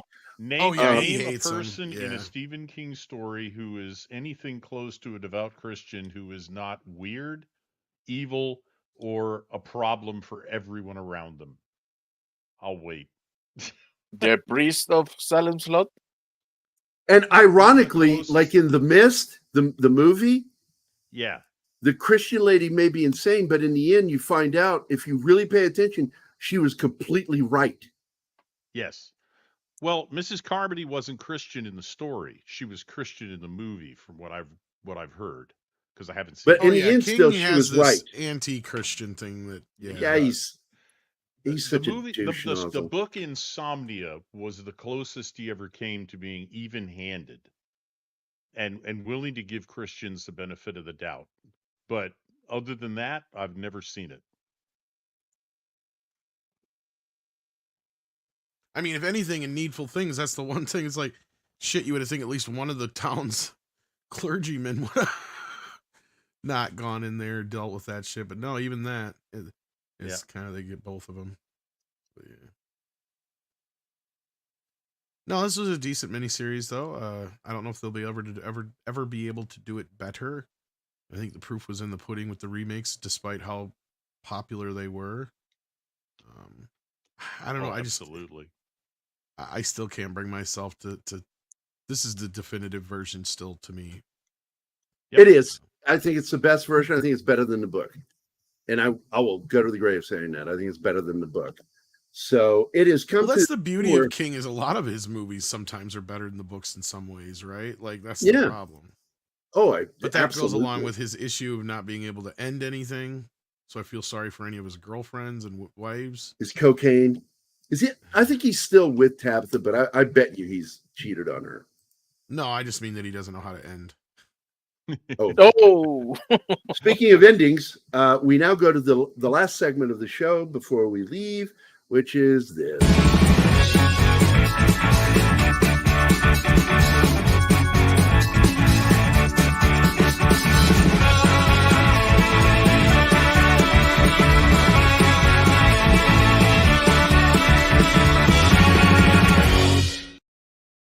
How is that even a question? Of course you'd lie to us.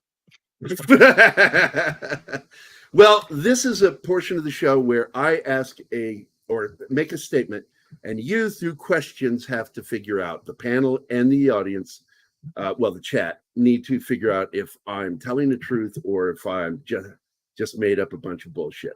And the funny thing about me is I'm so good at telling stories that I will find a true story and add elements of bullshit to it to where it becomes a lie. And it makes it harder to catch me. So here we go. This is today's. I once had to guard my gangster stepfather with a short sword until cops arrived to arrest him. I once had to guard my gangster stepfather with a short sword until cops arrived to arrest him. Okay, how old were you when that happened? I was 18. Who were you guarding him Gangster from? step? What? I was You're gangster stepfather. He has a messed up family, so of He was a course they member- would be his stepfather. The only Okay, thing just that's keep kind of asking not questions. adding up is that you have to guard him until the cops get there to arrest him. You need to find out why. Okay, maybe Well, I. to Well, I hold asked. him at You bay, didn't I answer guess, me. before Yeah, he that's runs what he rogue. asked. So the poll is up for you guys in the chat, but you guys here in the panel, as well as in the chat, can be asking me questions. I did. Gary, from whom were you guarding your gangster stepfather? I tried to answer, and the answer was family. Okay. I was Family. protecting Like family. the family or family? My family. Wait, was the family attacking the stepfather or the other way around? What?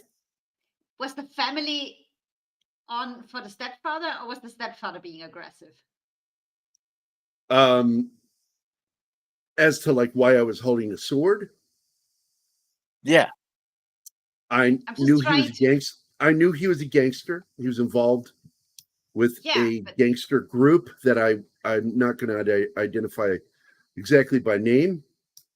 did you have to keep Um, him in check, or did you have to Yes. keep him safe from the family? That's what I wanted to know. I had to keep my. Well, that's a See? funny question because my mother was there.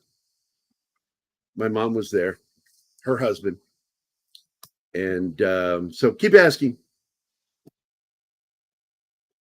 Well, in the chat, people wants to know what kind of a gangster, why has he a They gangster, were from what the gang. pit. They were from the Pennsylvania area, and they belonged to a specific group of people that they're not Russian, but they're Slavic, and they were one of those minor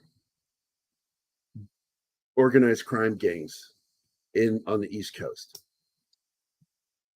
Dangerous, just the same. Highlight the questions, Martin. Not Corleone. statements like that. Oh, Vateman's girl, where did I get the sword? It was my brother's. It was a tanta, which is a Japanese short sword, and it had a blade. It was the real thing, not one of those cheap ones. And now you need, I guess, where'd you get the sword? My brother handed it to me. So why did my brother hand it to me? No, I think the more burning question is, what did your stepfather do? Yeah, He- what prompted you? What crime? No, what prompted his arrest? Because the cops were coming. It was a right? crime. Clearly Okay. a fucking crime. I just said crime and you said no. You do that all the time. When What I say was the something crime? and you We want challenge to it, there you know go. what happened to trigger that situation. Is that clear enough now? We found out the truth about my stepfather, that he had married my mother under false pretenses. He was a stolen valor Vietnam vet. He never served a day in his life. Pissed my oldest brother off, who is a Vietnam vet.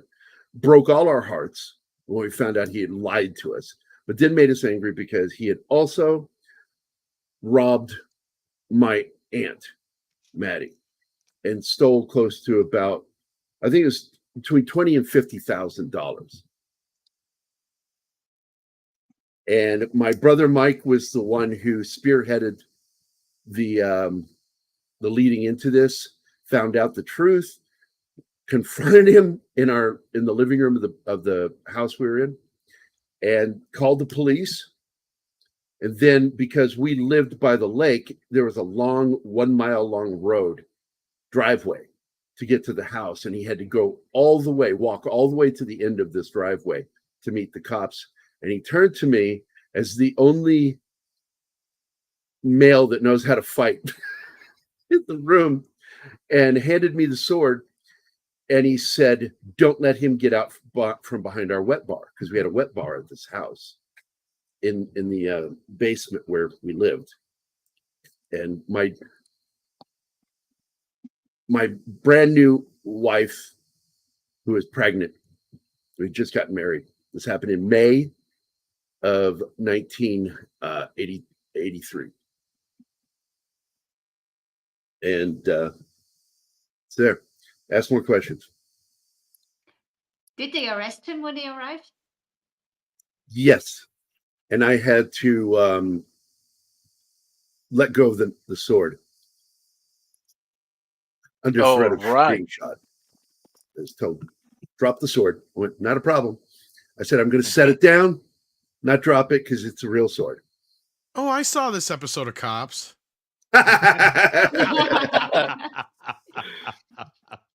And now, are there any more questions? Not on my part. No, I can't think of any. All right, let me go see what the poll is. I'm still gonna shock. Oh, they all think it's true. 71% believe it's true, and 29 are calling me out on my bullshit. So, panel. Anima, am I telling the truth or am I twisting a little bit, giving you a wink? Crazy enough to be true, but I really don't know. You never know with me because I have some crazy fucking stories. I mostly know because you've told me before. This is one of the few stories that I haven't heard before, so I don't know. Okay, so you got to guess. I said crazy enough to be true. All right. So remember this, Martin. Anima says true. Tom.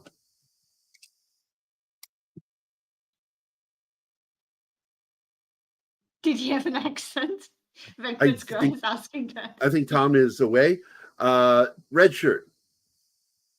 I think it's false because I don't think your brother would have handed you the sword. I think he would have been the one guarding your uncle or your stepfather Okay. until the cops arrived. Depends on which brother, but Anima, you were Well- false too, right? no. No, I said she it's was crazy true. enough to be So true. But True I said and false. Okay. Martin. my judgment is not to be trusted after this week. I think it's true. Okay, so it's two. Sorry, I had to Tom. deal with something. Tom, do you think I'm bullshitting or am I telling the truth? It's almost crazy enough to be fucking true with you. See? Like, So you're going with I mean, true. there's some elements that I'm just not totally sold on, so I don't know. I'm That's kind of always leaning like that with towards Gary bullshit, stories. but then again, I don't want to get burnt on this one, so yeah. All right. All right. So it's true. Then you're going with true. So that's 3 true, 1 false here. And it's 70% true with the audience, 30% false. And that's interesting. So I'm going to end the poll. There we go. And then I'm going to go over here and let you guys know that I am so sorry. I am so sorry. This story is just me. See? It's another fucked up funny story. So yeah, think my I'm reading you two stepfather, all- his name, reading you I'm two all. nervous to say his real name. His name was Frank Souza.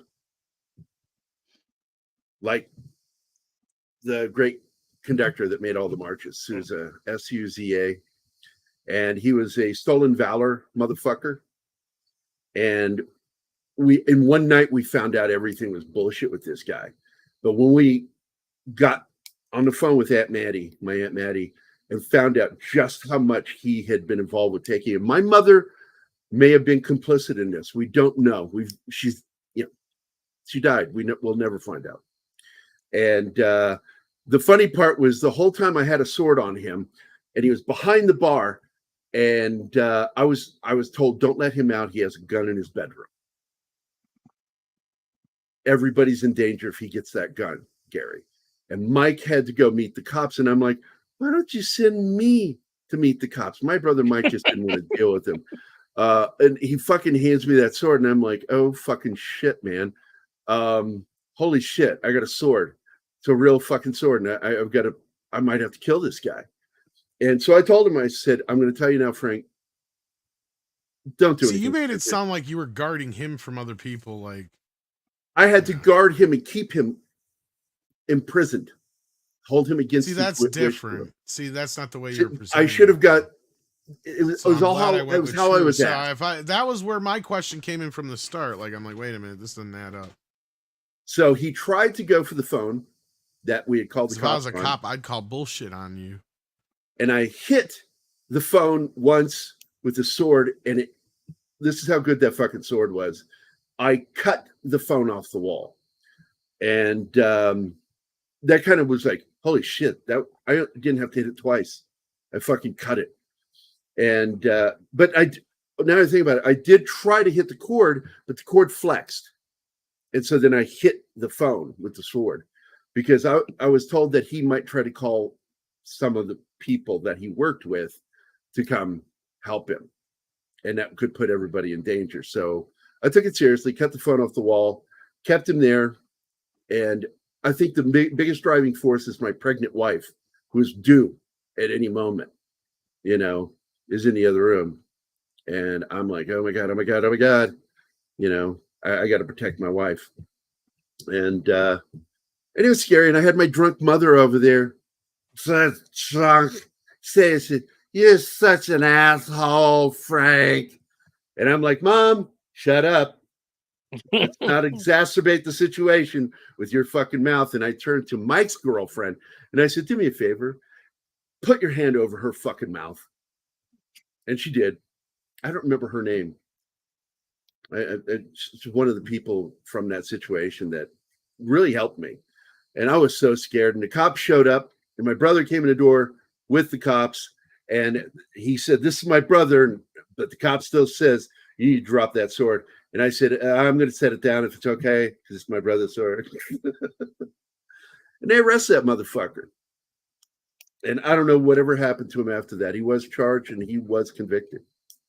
So here's a fun fact from me for this, because you said his last name was Souza, right? Yeah. That's the Croatian name for tear. And I think that's funny because he gave you so much grief. And I'm just going to tell you, it was a gang that he belonged to back east, and that was terrifying to us, terrifying to me, that this guy could have us whacked or some shit. So that's when I started packing a gun for a while, because I didn't know if he'd made any phone calls. But nothing ever happened. He just went to jail. Well, prison, technically. Same thing. Well, no. In the United States jails, most of them have a rule that you can only do up to a year. And anything past a year, you get sent to a prison. Okay. So, I mean, that's how it works in Illinois, Missouri, and back in Virginia. Well, jail. I am certain that guy is like in his 90s now. Yeah. In the United States, jails are where people basically go if they can't make bail, so they're waiting for, their trial. That's a lot of the time. Some of them do get convicted there and only do time, 6 months, and that'll be Right. in jail. Right. Prison is where people who've been convicted are sent. So yeah, jail Usually higher crimes. Yeah, felonies. Jail is in is a particular. mixture. Jail is a mixture. Prison is people who've been convicted. You don't want. Now, oddly, I'm going to point out here in Springfield, Missouri, they have been leasing for a few years now part of the jail system to be used by the prison system. The prison system is paying the jail to use some of their cells. And so they have a separate yard they have to go to. And so we actually have prisoners from prison here. Yeah, because he was like, this was 83 and he was already 50 years old. That fucker's probably dead. That's that. I just want to share that. And you guys did well. Everybody won. But I might lie next time. I'm going to get you guys. I'll get you. You'll rue the day. All right. Yeah, we're ending it now. So let's get the hell out of here. Thanks for allowing me to bop in here. Dude, it's always It was a great having pleasure, you, Tom. man. So thanks a lot, buddy. We're going to get out of here too. So I'm going to do the very unpopular thing that I do. All right, get center screen. Do we have the mirror? Oh, you don't have the mirror. No. So we're going to pretend to have the mirror. He can't be Grandma Gary. Oh, shame. I'm bummed out now, man. What the Don't fuck? cry. Just don't cry. Anyway, I'll just say I can see people. Pretend I have the mirror here. What is it? Romper, Stomper, Romper, Do. Tell me who. Let's see. Who do I see? I see Snortapoopus. He's so cute and cuddly. But don't eat his liver. You'll die. Jacob the Critic, my good buddy from Springfield. Country Shaped Media. Just another red shirt who's also on the show with me today. Tom. And then this Tom. And then we got Patrick Jordan. Das Wolfen. Tom Baker, the other Tom. We have Penny. I see Lady V Elements. Dragon Bricks X. Dad Man Walking, who left already, but we miss you anyway, buddy. Thanks for dropping in. Peter Vickman Fansite, Shinatsky, and Mephisto, Sander Hammerslag, and Victor Fontaine. I like calling him Vic Fontaine because I'm a big Star Trek fan. So there we go, man. I want to thank everybody for being here today. We had a huge audience today. It's a good film, so I'm sure everybody enjoyed the parts where we talked about it. But that's the end of the show. We just got to go. First, I got to piss. I drink like half a gallon of tea while we're doing this show to keep me jazzed. It's my cocaine, man. Anima, thank you for being here as always. Retchford, thanks for dropping in, buddy. I mean it. It was great having you drop in like this. Thanks for letting me on. Of course. You're always welcome. And of course, Martin, for he is now the host of the show. The what? Yeah, you hosted on your It's your StreamYard now. their StreamYard because they haven't upped your price yet. And thank you again for telling putting you. Shanatsky's banner where I could find it. That is very much needed. And what do I do? How do I do the outro now? You want to do it? No, I don't know how to do that outro. no, just click end stream and it's all automatic. It automatic. All right. Well, we'll see you fuckers tomorrow. Tomorrow we're going to be doing God. Innocent Blood. Hey, if I call you fucker, you're a friend. I do. I only call my friends fuckers.